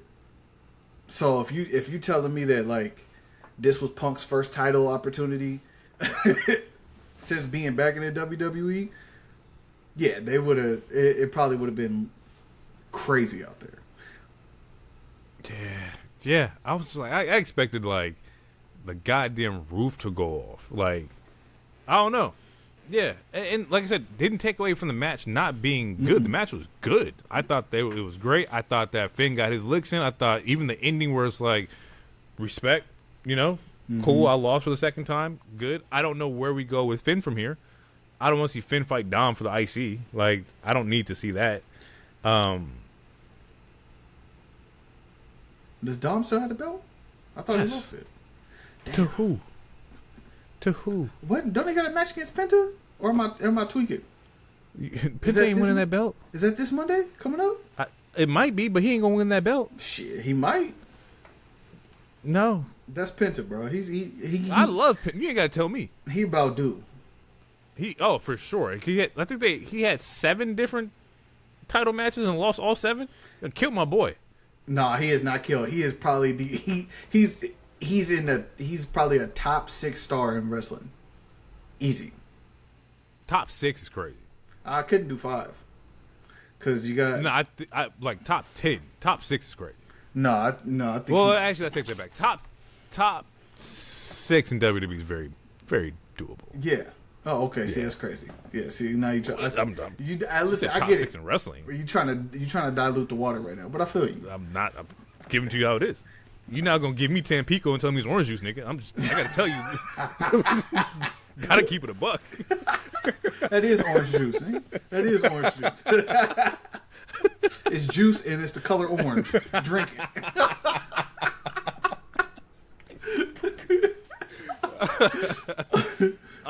If he does win, that's cool. I would love to see like Penta get the IC belt, but the thing is, like, they're terrible at booking this mid card. Even if he has a belt, it doesn't fix the fucking situation of they're terrible at booking mid cards for both divisions. Like, let me ask you something. It's been almost a year, right, since Dom has had that belt, because he won it at Mania, didn't he? No, he lost it to John Cena. Oh, and he got it back. That's right. Mm-hmm. That's right. He lost it so John could have the Grand Slam situation. Mm-hmm. You're right, but he got it right back like 2 weeks later. Yep. So we're in a fresh run. This is not a fresh run, but yeah. No, I swear that match is supposed to happen soon. Penta's gonna win that match. And I want Penta to get a customized IC belt. I need it to look like bones. I need the leather to look like bones. How many masks he sell? That's going to determine if he gets a custom belt. The first year and a half, all you see is kids in the front with the mask on. You do, but you top merch. You selling like Yeet Man, we get you custom belt. If you not selling like Yeet Man, you get no custom belt. All right, we'll see. We'll see. Like, and once again, ain't got to tell me about Penta. I know the nigga is fucking nice. He has everything. He has the look. He has the moves. He got the entrance. He has the mask. All of it should be printing money. And actually, not should be. It is printing money. It is. But now I need you to book him like he's printing you money. Like, well, they already told you. If you watched them real, they already told you that he's the one. I haven't watched them real. They just didn't expect him to take off like that. Anybody could have told you that. Anybody. Right. Anybody look at this nigga, bro. Like he's a walking action figure. Yeah. Like, the fuck. I think they expected him to pop, but I don't think they expected him to pop like that. Nah, that nigga's Penta's something different. Heyman's reaction to him popping is what lets me know that like they didn't expect it to be like that. And that's because they're not prepared for shit like that. That's why they be fumbling fucking moments. They let stories go for too long and don't know when to pull the fucking trigger. And now we're talking about Penta having 7 fucking IC matches and not like winning one because you don't know when to pull the goddamn trigger. It's okay. Dom is gonna be fine. Dom is Dom. Dom got Liv next to him. He's always gonna be on top. Like, it's cool. So it's like, give it to Penta. Let's see what happens. If it doesn't work out, right back to Dom. Like, hey, we gave the title to Drew. Drew's doing his thing. If it doesn't work out, right back to Cody. See, that was your segue. Fuck that segue and fuck that statement. And that is a segue. Oh my god! Elimination Chamber. Winner faces Cody, or winner faces Drew at WrestleMania here. Randy Orton, LA Knight, Cody Rhodes, Javon Evans, Trick Williams, and Logan Paul. Now, based off of Pops, the pop alone, if Pops was like, could tell you who's going to win this match, Trick got it. Since he's hit the main roster, bro. That boy is good. He got it. I don't want them. He don't need to be playing in the mid card field. See, and that's straight to the top. I couldn't deduce that from your text. That's why I didn't respond to it. Because the way I read it could have went either way. Like, oh no, I'm a fan. Yeah, I don't like the blaxploitation promos he does, but I'm a fan. He ain't calling himself Raheem. This is also true. So this is also true because he's a black man doing these promos, so it's fine because he's a black man doing these promos. And this is true. I see what you did there. But I see it. I see he has the look, he has the theme song, he's 6'5", 6'4", he has like the moveset. Trick has it. The thing is, once again, stop waiting for things to be bigger than what they are for you to then justify it, right? It's like they all. I think it was something we sent in the group chat last week where they're talking about Chelsea and that like, oh, we're looking at who's popping and we listen to the fans and whatnot, and we'll pull the trigger because we did it with Daniel, we did it with Kofi and whatnot. Do it more often. Like, we don't need to see Roman in the title picture. We don't need to see Cody back in the title picture. We don't need to see, Seth Rollins come back out, stomp, and then he's coming after Punk because Punk has his belt, which I guarantee is probably going to happen. In the immortal words of T-Pain, do something else.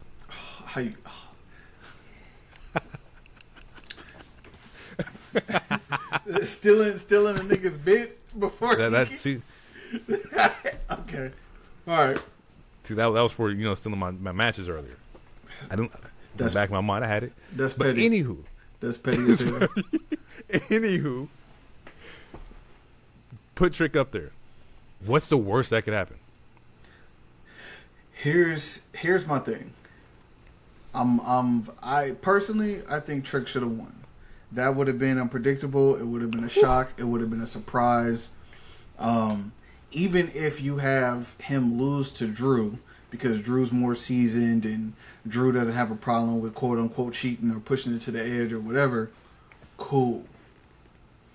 But to go straight from debuting in January and then 3 months later you in the main event picture at WrestleMania, do that is elite.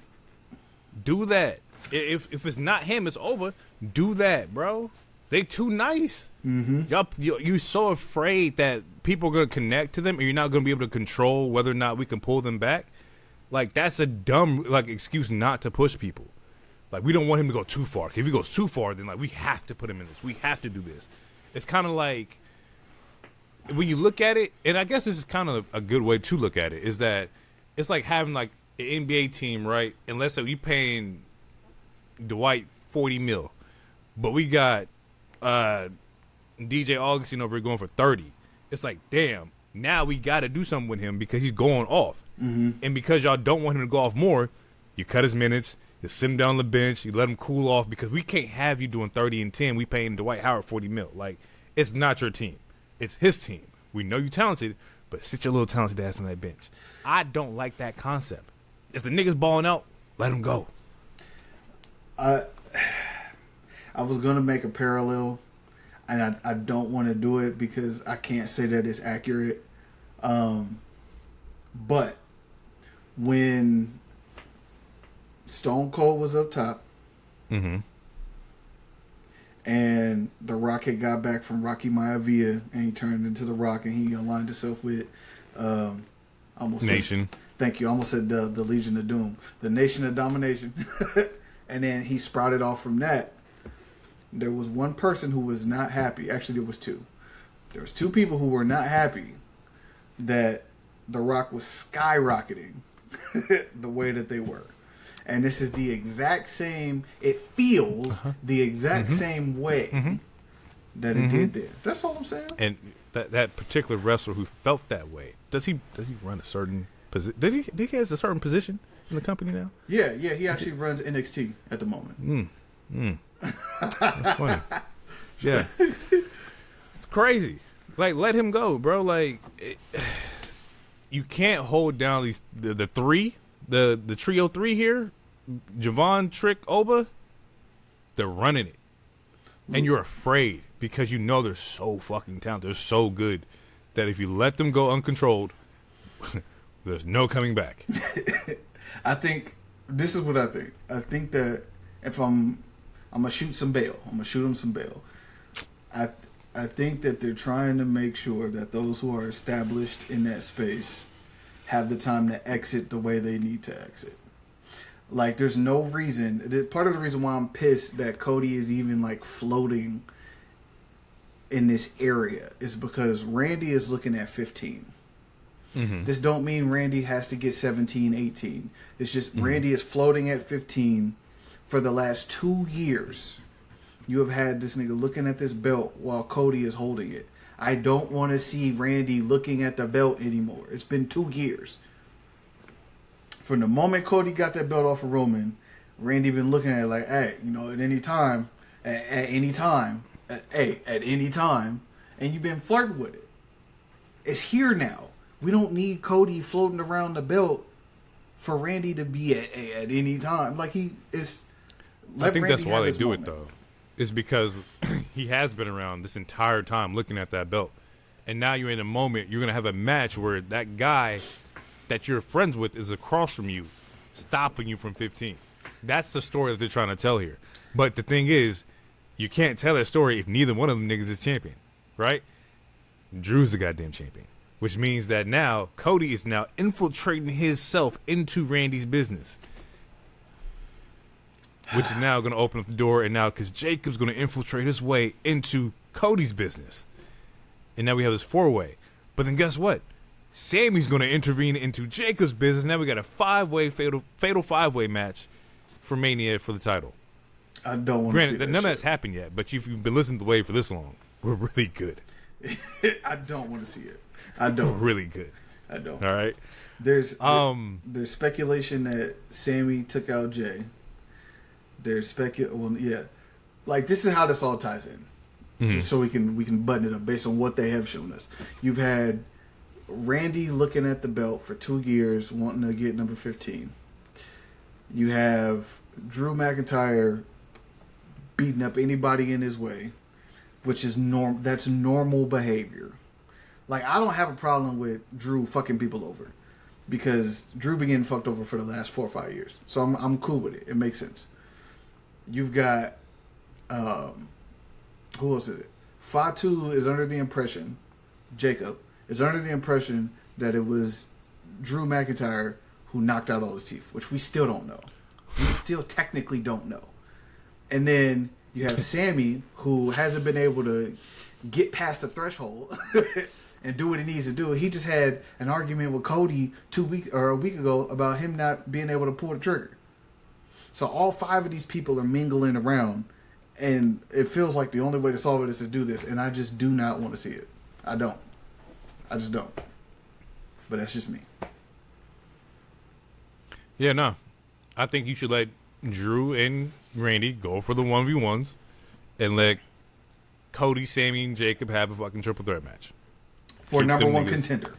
Like, keep them away. Let them figure it out over there. But I want to see Randy get this 1v1. I think... Did we already see Randy versus Drew?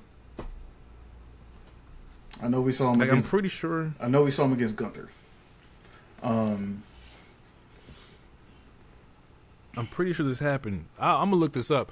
I'm not over the fact that we also watched Logan Paul get 3 eliminations. I'm not over the fact that we allowed him to pin Trick and Javon at the end of Black History Month. We got to stand up, brother. Revolution. If it wasn't going to be him, it was going to be Bronson Reed. He literally just did all Bronson spots. That's funny. That's literally what it was. Like, that's funny. Like, and if you think about that, like Bronson gets hurt, he tears his bicep, which we talked about at the top of the episode. Mm-hmm. Jay is such a professional. Who was it that got pinned? Was it LA? No. It was somebody. Somebody got pinned. I can't remember who Jay ended up pinning. But they got pinned. Jay had to win because he's the most over person out of the people that's remaining. And then the internet erupts. Oh, I can't believe this would happen. The guy who was supposed to win got hurt. The next Friday, yesterday, Jey Uso gets killed. And so they have Fatu and Logan Paul have to fight for that spot. And you knew it was going to be somebody from the Vision because it had to be a heel to run all these spots. And Logan just got all of Bronson's spots. That's literally what it was. They made Logan look crazy strong, bro. Because they were all Bronson spots. They made him look immortal. Like, this is what Bronson was supposed to do. You just do these things. Like, literally, that was the... Think about it. Yeah, he was doing Bronson spots for sure. And Logan went through a pod. The panel. Yeah, he went through a pod. Who's going to go through a pod? Out of the people who was supposed to be in that match. Fair. Bronson, you're not wrong. big ass. I see it. Yeah. I see it. He was doing his spots. LA Knight was doing his spots too. And I wish Mr. Hero was here to see this man do that shit. That shit was so fucking funny, bro. And I seen it, and I immediately texted the group chat because I know Hero's somewhere like, this motherfucker and this goddamn, I'm going to jump, bounce on top of the rope, do this elbow drop or whatever. As soon as he stepped back and slipped off that rope and then just walked into a stomp, tears, bro. Absolute tears. LA Knight got to stop doing that spot. It was his moment, too. Nobody was there. We're ISO. Camera's on you. Ready? Go. And this motherfucker hop up, slips off, and walks into a stomp. Randy actually laughed. That's why he had to roll over and sell. Because when he if you go back and watch it, when LA slips, Randy starts to chuckle and he has to cover his face, get elbow, and then he rolls over. Like,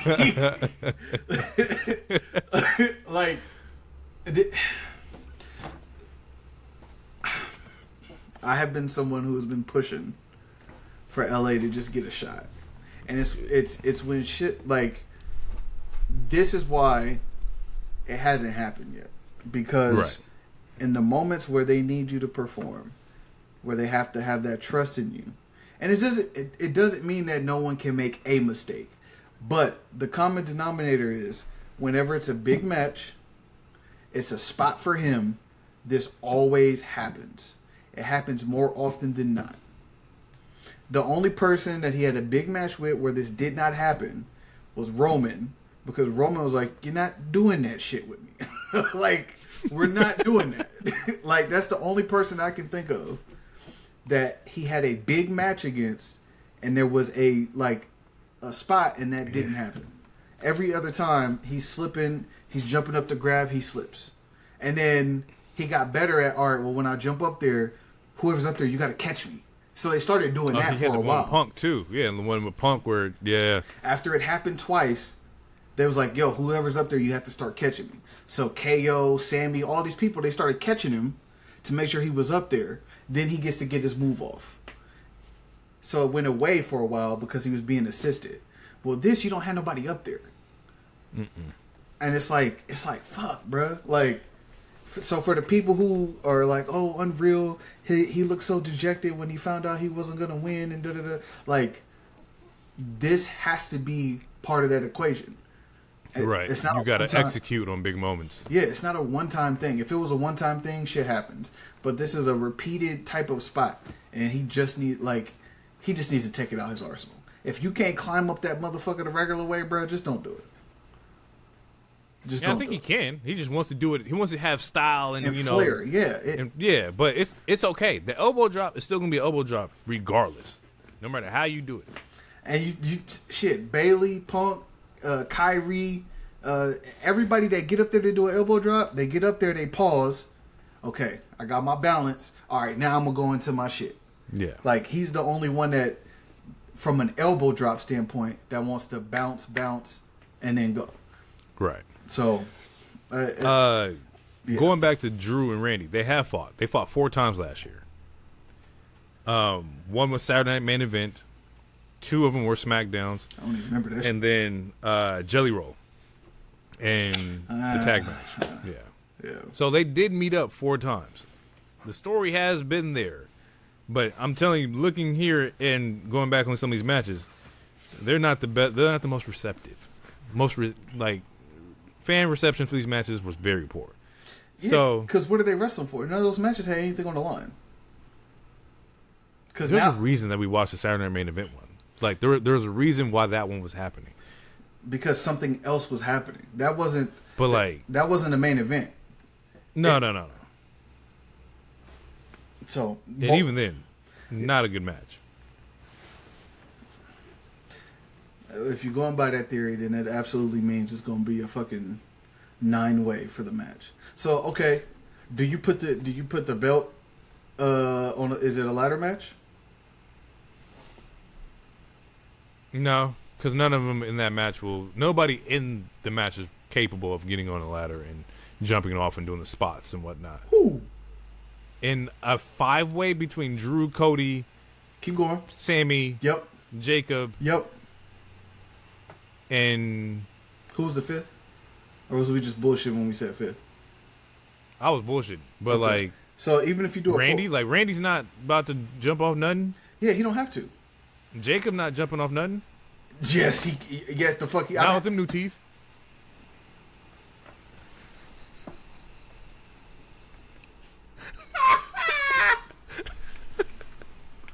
You better put a mouth guard in or something, bro.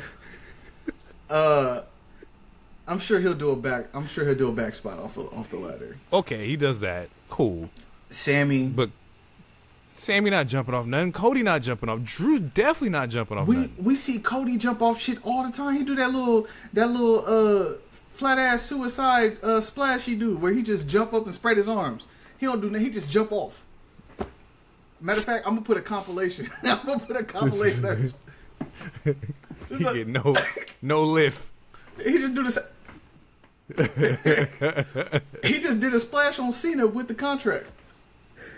Oh, that's true. That's true. He don't do nothing spectacular. He just jump off that bitch.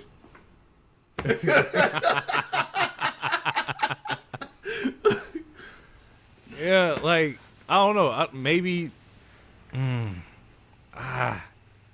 I don't know how you spice this matchup, bro. I'm not excited for that side. That is a night 1 match. I told you. I would much rather see that shit in AEW. Honestly. Because the star power around it is different in AEW. I'm thinking from like a wrestling standpoint. Like I know they. Oh, now we care about wrestling. I say, give me something. I'm the bad guy. No. Give me something. Because WWE, you can't give me a story that involves Cody that does not involve the belt. That's intriguing right now. You just can't. So to me, that's not like if it was Fatu and Drew. There's the aspect of you lying about attacking me. I know you attacked me. Like we could figure that out. They could finally find the tapes and see who attacked them. If it's Fatu, Sammy, and Drew, we can find out that Sammy was the one that beat Jay's ass. That's gonna turn into something down the line, like whatever, like something like that. Cody being in the championship match for the sake of being in a championship match, just because it's Cody, is not enough for me. Like at least give me, like when he won it the first time, he had the story. I want to finish my story. Correct. You haven't had anything compelling since then. Not wrong. It's just been, I'm that nigga around here. Not wrong. Yeah, and fuck, we didn't even get to like the best part here is that once Logan did eliminate all those people, he gets stomped out. Random man pops up. Oh my god, another masked man. And I'm like, fuck, another one? We just had a reveal the other day or yesterday with somebody who I was like, what the fuck is this? Well, wait, before that, there was one reveal before that too.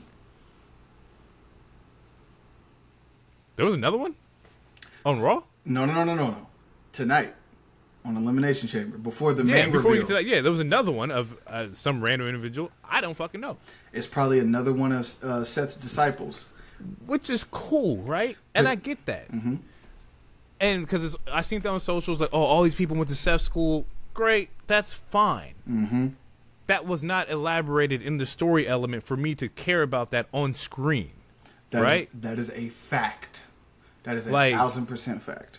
So yeah, reading the Twitter pages is cool, but like now I don't know that. Oh my God, this is one of Seth's disciples. We saw him in a promo 8 weeks ago with Seth. He was rehabbing with Seth or training with Seth. Like, no, I don't know these niggas. Who is these niggas? I don't know them. And so to then get that reveal of that guy on Friday on SmackDown, I was like, okay, this was a weird pop, waist pop. Mm-hmm. The second one was like, okay, another weird wasted pop. Okay, cool. And then we see the guy stand. Another third one comes in, and now this guy is looking more like, all right, that's an athlete. Okay, slender frame, looks about 6'2" ish. That's Seth. Cool. Comes in, stomps him out here, pulls the mask off. It's Seth fucking Rollins. And so my thought process, I think I said it the last pod, maybe the pod before, is that because everybody's out with the vision, we need you on screen, nigga. I know you can't wrestle and you can't do nothing for maybe 6 weeks or whatever. We just need you out here to talk some shit, to say something. We don't need no action. We just need you here to cover this spread of 10 minutes, 15 minutes per show here for 6 weeks. So get out here. Stomp a nigga. We're going to speed this storyline process up here. And we're going to have you do this shit to kind of carry us into main event because we need you. What I would do now is his disciples, that's what I'm going to call them. I'm sure he had a group before when he was the visionary or the Messiah or something where he had disciples. They need to be on the payroll at this point. Because now that we know who they are, they need to be on the payroll. And every Monday from now going forward, they need to be attacking the vision. Without the hoodies and without the masks and all that, like, they need to be, what I want to see is Paul Heyman and Austin Theory and Logan, like, shocked they can't believe he's back, and then, like, as soon as they go to cut away, I just want to see 2 feet. Bah-bah. I need to see them getting kicked. I need to see them getting attacked and then them running off. Something. And like every week they need to be getting beat the fuck up now. Just scared. Like who the hell is like we're and I need it all tie in to Theory. The one who should benefit the most from this shit is Theory. If he's the first guy who popped up in a mask doing the stomp, it needs to lead back to Theory getting back with Seth. That's what this has to happen. Like, he was the first one to show up with the mask and doing the stomp. This has to be a win story for Theory. Also, the reason behind this for Seth is this. Why? What's your why? Is it because you got speared by Braun Breaker and like that was the why here? Mm-hmm. Okay. Because even from the jump, so last year, after they united and they won. He even talked about it. I know Paul Heyman is a sleazebag, and at some point he gonna try to turn on me. That seed was already planted because they knew they wanted to get Seth back to kind of maybe a face role. They didn't want it to be that fucking soon, but as soon as he got hurt, then they had to start making all these audibles, and then Braun, and then Bronson, and then so on and so forth. So the crazy thing is they can't turn Austin Theory yet.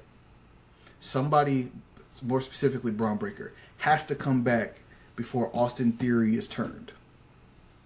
Because if he doesn't come back, if you turn Austin Theory before Bronson comes back, before Braun comes back, then the vision is literally just fucking Logan Paul and Paul Heyman.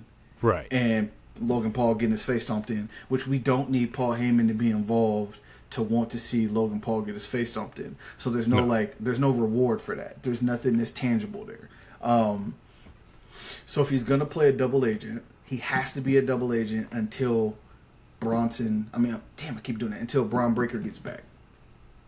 And then they need to figure out who they're going to add to the vision. So is it Ethan Page finally that gets added like we talked about 8 months ago? Or somebody. But you have to do that for the numbers game if you're going to employ Seth's students, which why wouldn't you if you're revealing them on television? Right. So with no backstory. Yeah. So now Seth has to have his own faction because this is where they booked themselves into. Seth has to have his own faction, and maybe at some point those two go to NXT. later on down the road once this storyline is done and they pop off or whatever. It sounds like the plan that you have sounds great. It sounds a little too evolved for the current writing. I'm being dead ass. I'm being 1,000. Like, love your plan. Too much for them. It's too advanced. You're giving them calculus. They still doing math with their fingers. Like, it's not ready. They're not ready for that. Which is fucked up, but it's true. The payoff for Theory, I agree with, should happen at the climax of the story here. Mm-hmm. Whether that's Braun Breaker versus Seth Rollins and it's Mania or it's SummerSlam or whatever, it has to happen at that last, like, this is going to be it. And then you can do whatever you want. But I also just have a fear of, like, what does that do for Theory going forward, right? Because I already look at him now like, bro, he don't fit. He not supposed to be here. He wearing weird shit. He looked like he's part of the California Love video. Like, nothing really fits Theory's, like, aesthetic right now, bro. Like, I don't know what to do. He wearing turbans. Or not turbans, he got, like, scarves. Like, it's just this. What wrestler wear scarves, nigga? Like, what's going on here? The problem is, it's not the in-ring work. It's not the physicality. He can sell. He can wrestle. Mm-hmm. It's character. The problem is literally the character. It's literally the character. And they have to figure out some way to get him to attach to something. Like, and if not, hey, bro, it's been since 2001. We 5 years in at this point. And you probably forgot, because I forgot, but he was getting over on his own when he was with Grayson Waller. And you looking up, you fucking forgot. Because I forgot. Until I seen a clip. There was a clip of Grayson Waller.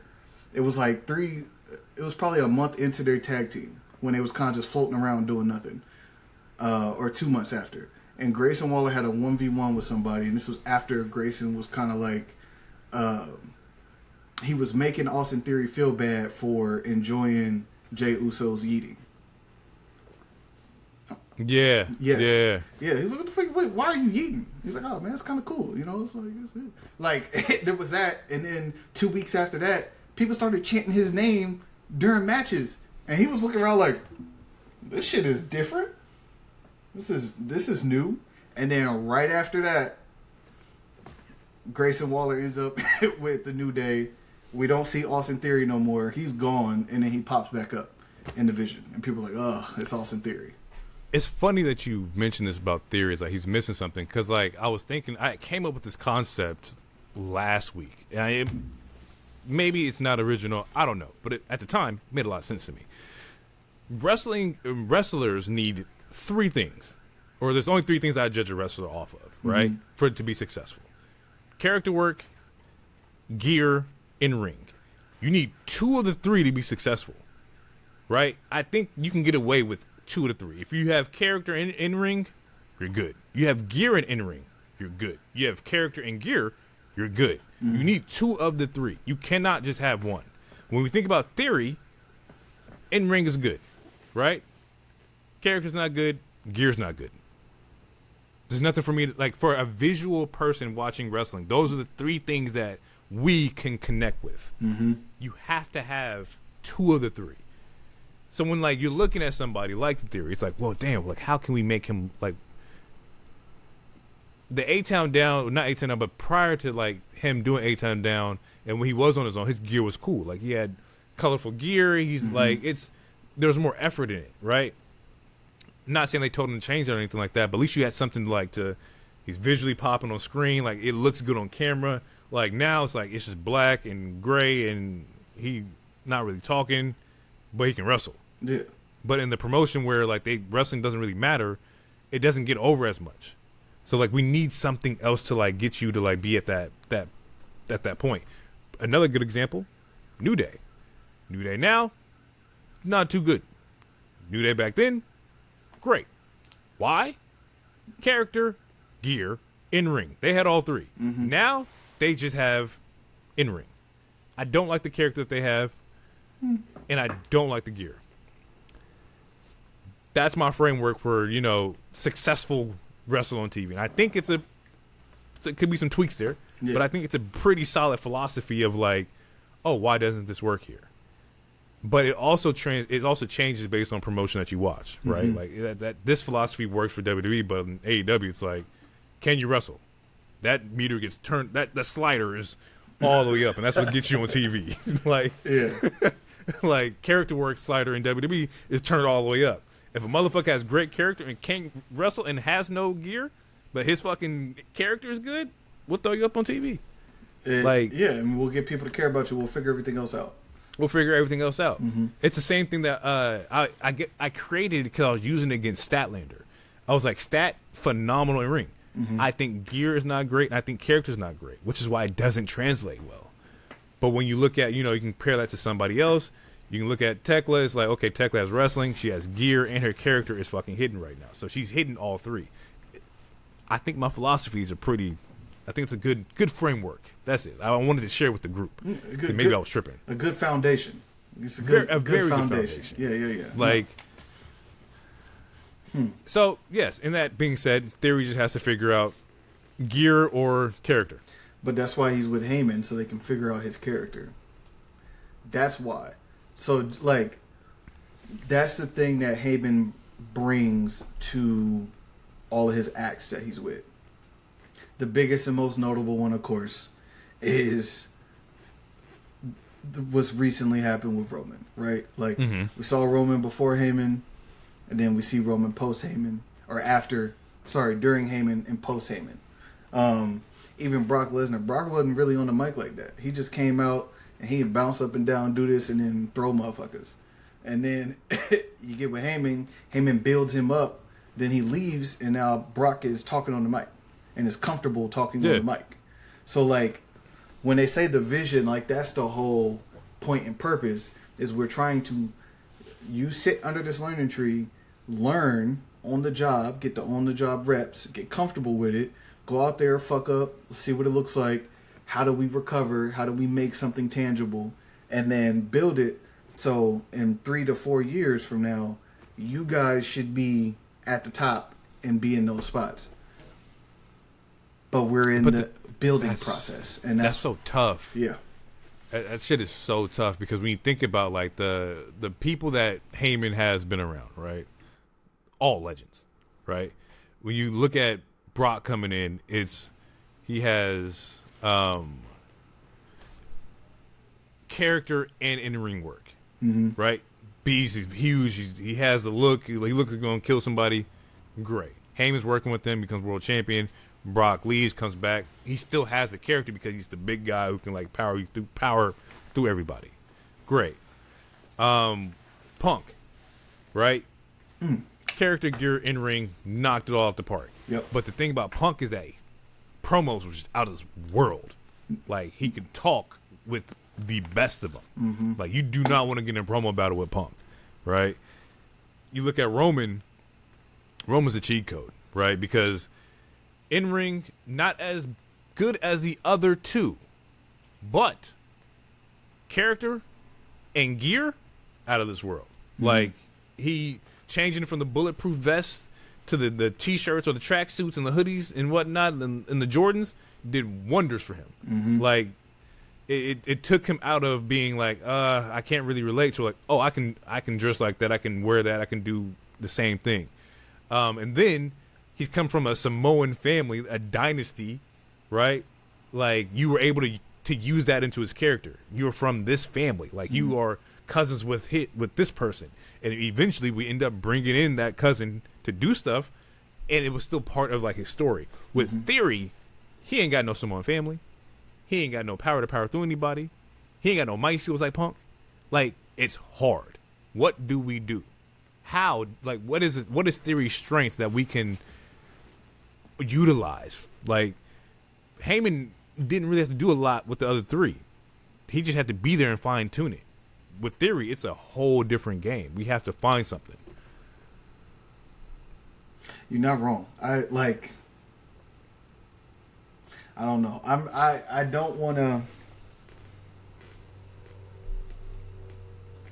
I'll say this. If it hasn't worked by the time we get to WrestleMania season next year, meaning like January, it might be time to cut the rope, because it will have been 6 years at that point. And maybe you need to go out there, try some shit on the independent scene or at another company or whatever, see what works for you, and then get over that way. We see it happen with everybody. Theory based off of pure wrestling ability, and this is why the sliders are different wherever you go, is that you go to like a New Japan where all we care about is in-ring work. He's Gabe Kidd, right? He's looking like, oh, this foreign guy who can really like just hit us. Like he can fight. He's a good wrestler. So like every company just has their sliders attuned to which they need you to be, and maybe that could be the case. We seen it with Drew. Drew left New Japan, got polished, came back. Cody, New Japan, left, got polished, went to AEW, came back. Like sometimes that can work in your benefit. That way you can kind of like trust yourself to build your character. Because sometimes people that are handling you don't really know what to do with you properly, right? We see that with Mox, right? Dean Ambrose is completely different than Jon Moxley, right? And like that shit can kind of work in your favor. I think if you go to a place where like talking and character doesn't really matter, it may work out better for you. But also understand, like, you can't just ask a nigga to leave their job. This is where I'm at. This is my people. This is my trainers. Like, there's a lot that goes into that. So, yeah, it's tough. So I completely understand that. One thing we forgot to talk about is that you're right. Seasons change. You got to cut the rope. We opened the crate today. The crate got opened. Oh my god. The crate. They were telling. They were hyping us up. Hey, this crate. Where does this come from? Who's in this crate? What? Pierce and Adam, we're going to open this up together? Like, who's in the crate? And for weeks, we're sitting there like, oh my God, who's in the goddamn crate? Is it Jericho? Is it R-Truth? Who's going to be in the crate? It's a new superstar. What's going to happen here? The crate gets open, people. They bring it out. It's dark. It's dim. Pierce, Aldis, take the crowbars, pop the bitch off. Boom. A coffin. And they disappear. Scatter.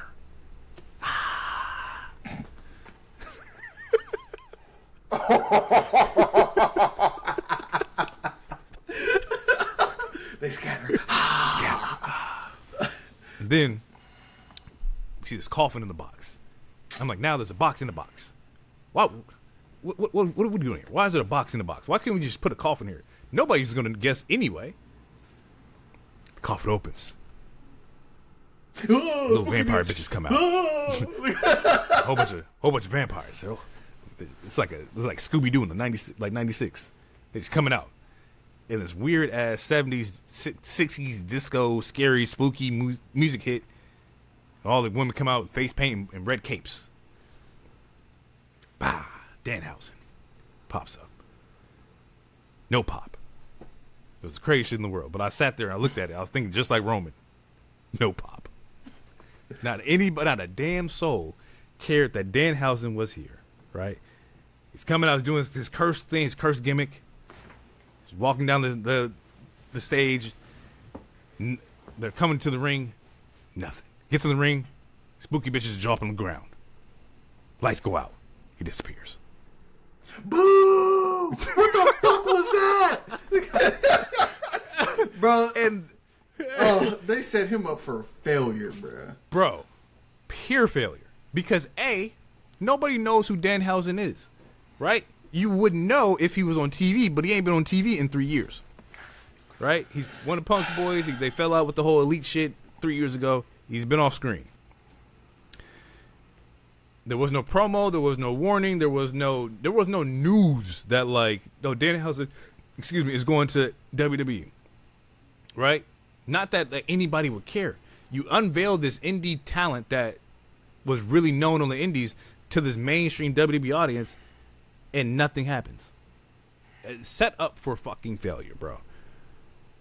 Like, and I said in the group chat, I said Danhausen is a merch monster, right?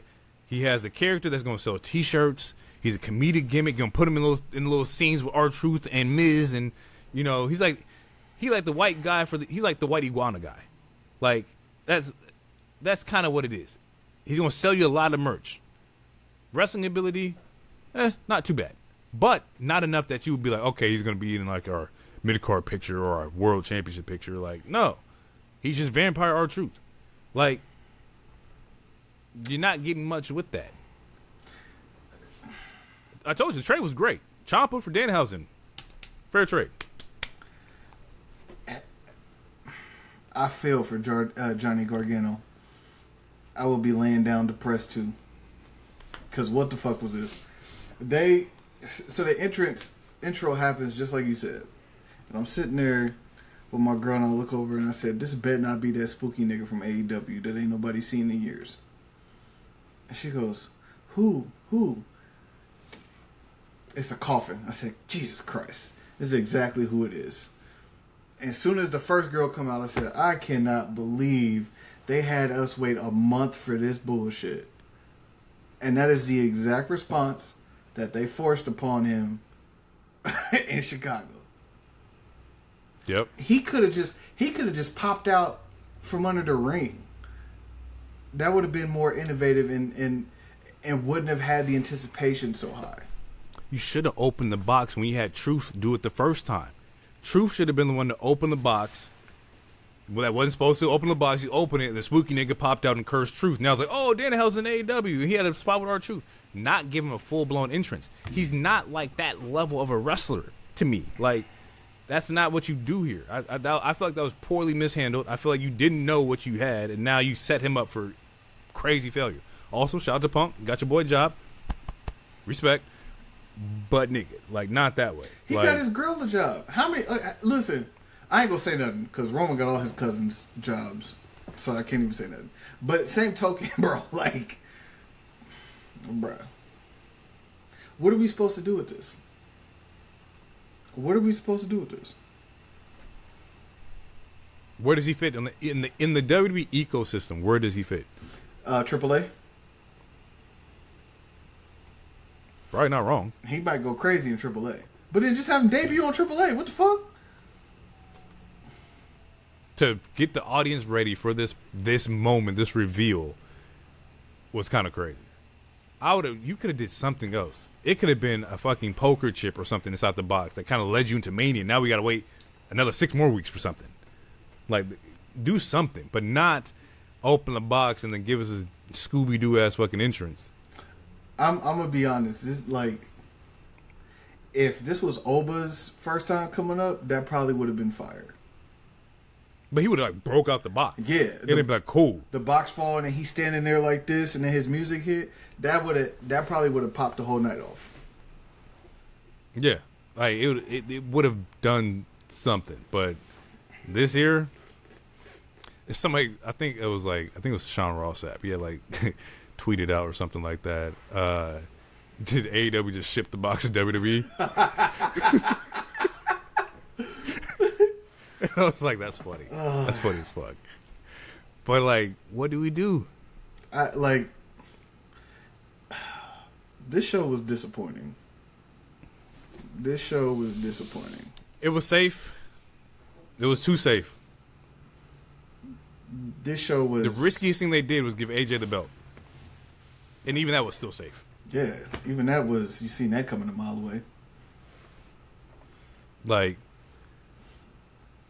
I mean, shit, we're here now. Rated out of 5. 1. Oof. And that's probably the lowest I've given since we've been rating shows. I like genuinely everything was predictable. It was a waste of my time. I told my girl, I said, I'm glad I didn't pay for this shit. Yeah, if you spending the 30 on ESPN right now, yeah, I got me fucked up. I need my $30 back. Give me my shit back. Yeah, class action lawsuit, nigga. For sure. I don't think any of the matches were bad. I also don't think that anything was like over the top. Like, oh my god, it was great. Y'all texted or said something to where like I think Seth saved the show, and I was like, in my head I'm like, I don't think even he saved the shit. Shit. Like he the reason they got a win, and we knew he was gonna come back at some point. Like Niggas been stomping for 3 weeks. One of y'all gotta be him. Like, ooh, oh my God, he's finally here. You've been stomping niggas forever, so cool. Actually, the show was so bad, Roman tweeted in the middle of the show. He don't ever tweet. His exact tweet, and this is how you know it was bad, because Cole only read half the tweet. He didn't read the whole tweet. That's how bad. Roman buried the show. During the Punk match, his exact words were, "Not sure who looks more tired, the crowd or the champion. Enjoy this final month of relevancy." Cole read, "Enjoy this final month of relevancy. The message he just sent to CM Punk." No, nigga, read the whole thing. Read the whole thing. Yeah, because he's not wrong. Like I said, looking from an outside perspective, Finn should have beat Punk. Crowd wasn't all that great. There was no lies told Roman. It is what it is. I'll give it like a 1.52. None of the matches were bad, but it just wasn't like I'm not sports entertained. I'm not watching you for the matches. I'm watching for a spectacle, a shocker or something. Do something. I want at the end of the show. I want you to say, "This is what we do." Like that. Yeah, even he didn't come out. He didn't come outside. No, he did his interview from gorilla position because he already knew what time it was. Like, come outside, Paul. Like, we just want to talk, bro. What are we do? Like, again, since maybe deadass since Cena retired, you could probably put on one hand the amount of things that made you feel something. It's gonna be Gunther choking out Cena. Mm-hmm. It's gonna be Gunther killing AJ Styles. It's gonna be the promo between Punk and Roman. Mm-hmm. It's gonna be Oba's debut beating the shit out of motherfuckers. And it's gonna be Trick Williams' debut. In like just this year? Since December. Maybe since since Survivor Series. You're not wrong. We're supposed to be on the way to Wrestle. As soon as Survivor Series is over, we're supposed to be looking towards the future. Because like even like we look at Rumble winner, like okay, Liv won. Yeah, and cool. And Roman won. Like that was kind of a shock, but it really wasn't. It wasn't a shock, yeah. Because like, we just knew who you gonna build it around this year. So, like, and then wasn't like I'm saying, I'm talking about something that made you feel something. It's John Cena getting choked out. It's AJ Styles dying on Royal Rumble. It's both of those involve Gunther. So for people saying, "Oh, Gunther didn't need this," Gunther da da da, both of those involve Gunther. You got the Roman and Punk promo. Mm-hmm. You got Oba's debut, and you have Trick Williams. Yeah. You can't. That's it. You can't name nothing else that is on that Javon level. Evans. That's on that level. Yeah. Yeah, you're right. Where you felt something. Javon Evans, absolutely, fantastic work. When it looked like we thought he was hurt for a second, motherfuckers was scared. But True. It wasn't like on that level. Carmelo winning the U.S. title, fantastic moment. But we already knew he was destined for it because he's been putting on good matches. He's been in that arena. Andrade got pulled, dropped out, whatever. So we knew that was going to happen. You know why those moments aren't as big as what they're supposed to be? And we talked about it earlier, is that you're just too afraid to pull the trigger. Like, Melo did 7 matches with Andrade. Mm-hmm. Great matches. That was 2 years ago. We should have pulled the trigger a long time ago. Like, what the fuck? Oba had the belt, lost it, got it again, made it vacant, or vacated the title. Yeah, the NXT title. Like, should have pulled the trigger a long time ago. Like, Oba's been ready to go. Mm-hmm. Like, maybe after that first main title run, like he hit that streak, and he lost to Ricky. But They had to test. They had to test it. Him going against Cody. That was when you saw that match, and it didn't. Did it end in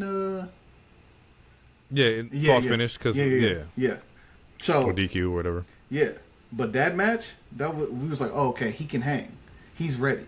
Like that let us know. So like that showcase that Cena did let us know. We still haven't had another open match. He over there beefing with Rusev. Nah, he been smacking niggas around. Oh, my bad. He did the Vikings. Yeah, he took them out by himself, and then he tossed Kit Wilson around a couple times.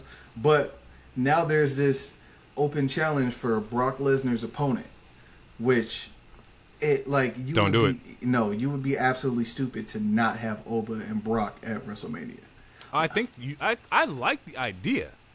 Don't do it. And Oba should win. That's why we're not going to do it. They're going to do it. You have to. Because Brock has lost. He lost a Rumble, right? Don't matter. Like he doing Vegas, bro. He killed Cena. We expected Cena to beat Brock, and he got out there and tossed Cena around like a bag of ice, and then Do you expect the rookie from NXT to be the one to knock out Brock? I love the idea. I think yes, but I expect the new monster. From a character perspective, I expect the new monster to beat the old monster.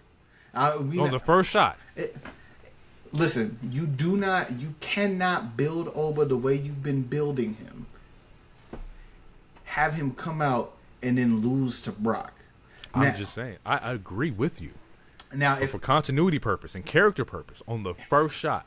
Listen to me. If you want to have them do a match and they end up spilling out in the ring and it's some big move and it ends in a count out, check. And then we can push that feud to SummerSlam in Minnesota and Brock can get retired by Oba in Minnesota. But he doesn't Brock gets retired by Oba? Gunther retires Brock in Minnesota.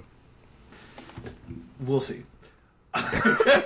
All I'm saying is that's a crazy jacket to be putting on Gunther.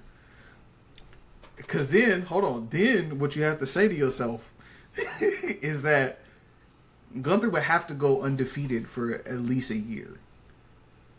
If I'm retiring everybody, I just can't lose to regular niggas.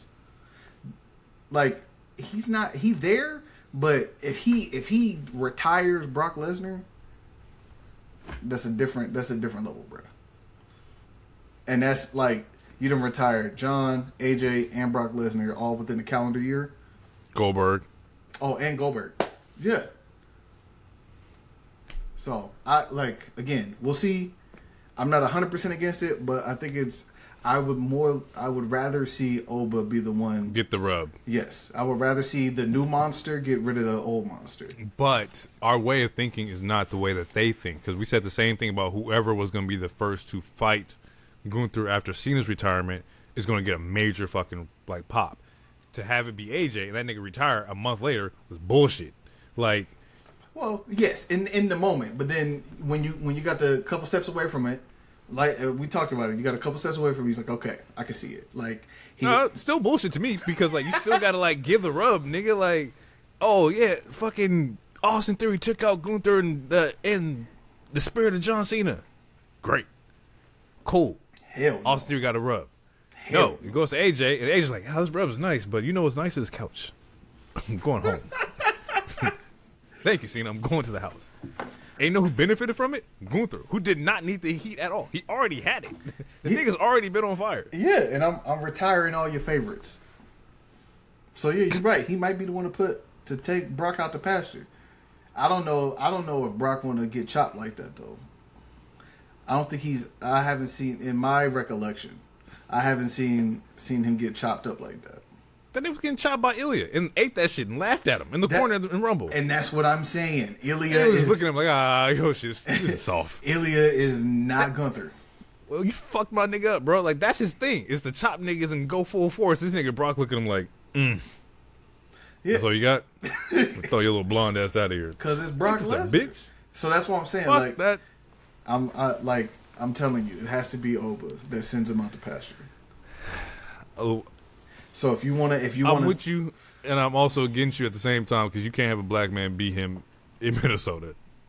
I would love it. The fuck you can? Yes, we can. Yes, we We're also can. talking about the way they book here. Listen. Anywho, you supposed to be booking for the future. Like he want to go on his farm and do what he do. For the future? What you mean? Their future? For the future of Oba. For the future of the roster. Nigga, their future is make America great again. Is making it white again. They ain't no future. You know what? I ain't gonna get into that. It's time for us to get out of here. It's time for us to get out of here. I believe the ratings was 1. I gave it a 2, 2.5, depending on how I'm feeling here. Yeah, we're just gonna have to catch you guys in the next one. Hopefully, Mr. Heroic here is back from his vacation in Costa Rica. He has a connect flight to Bora Bora, and he come back here and stays for like 2 days. Goes to Toronto for a little bit. He's an international guy, so hopefully he comes back and he has his vaccines and everything. Travel, you need to get your shots and shit. So, unless of course you don't want to because you believe in whatever the fuck RFK is saying or whatever. Tapeworms and shit. You said tapeworm shit. Measles is on the rise. You laughing on that? That's not funny. That's not funny. That's actually a fucking fact. I did see that shit. Niggas outbreak of measles is fucking crazy. But yeah, you're gonna get out of here. We will catch you guys in the next one. It's been real. Peace out. Believe in the wave.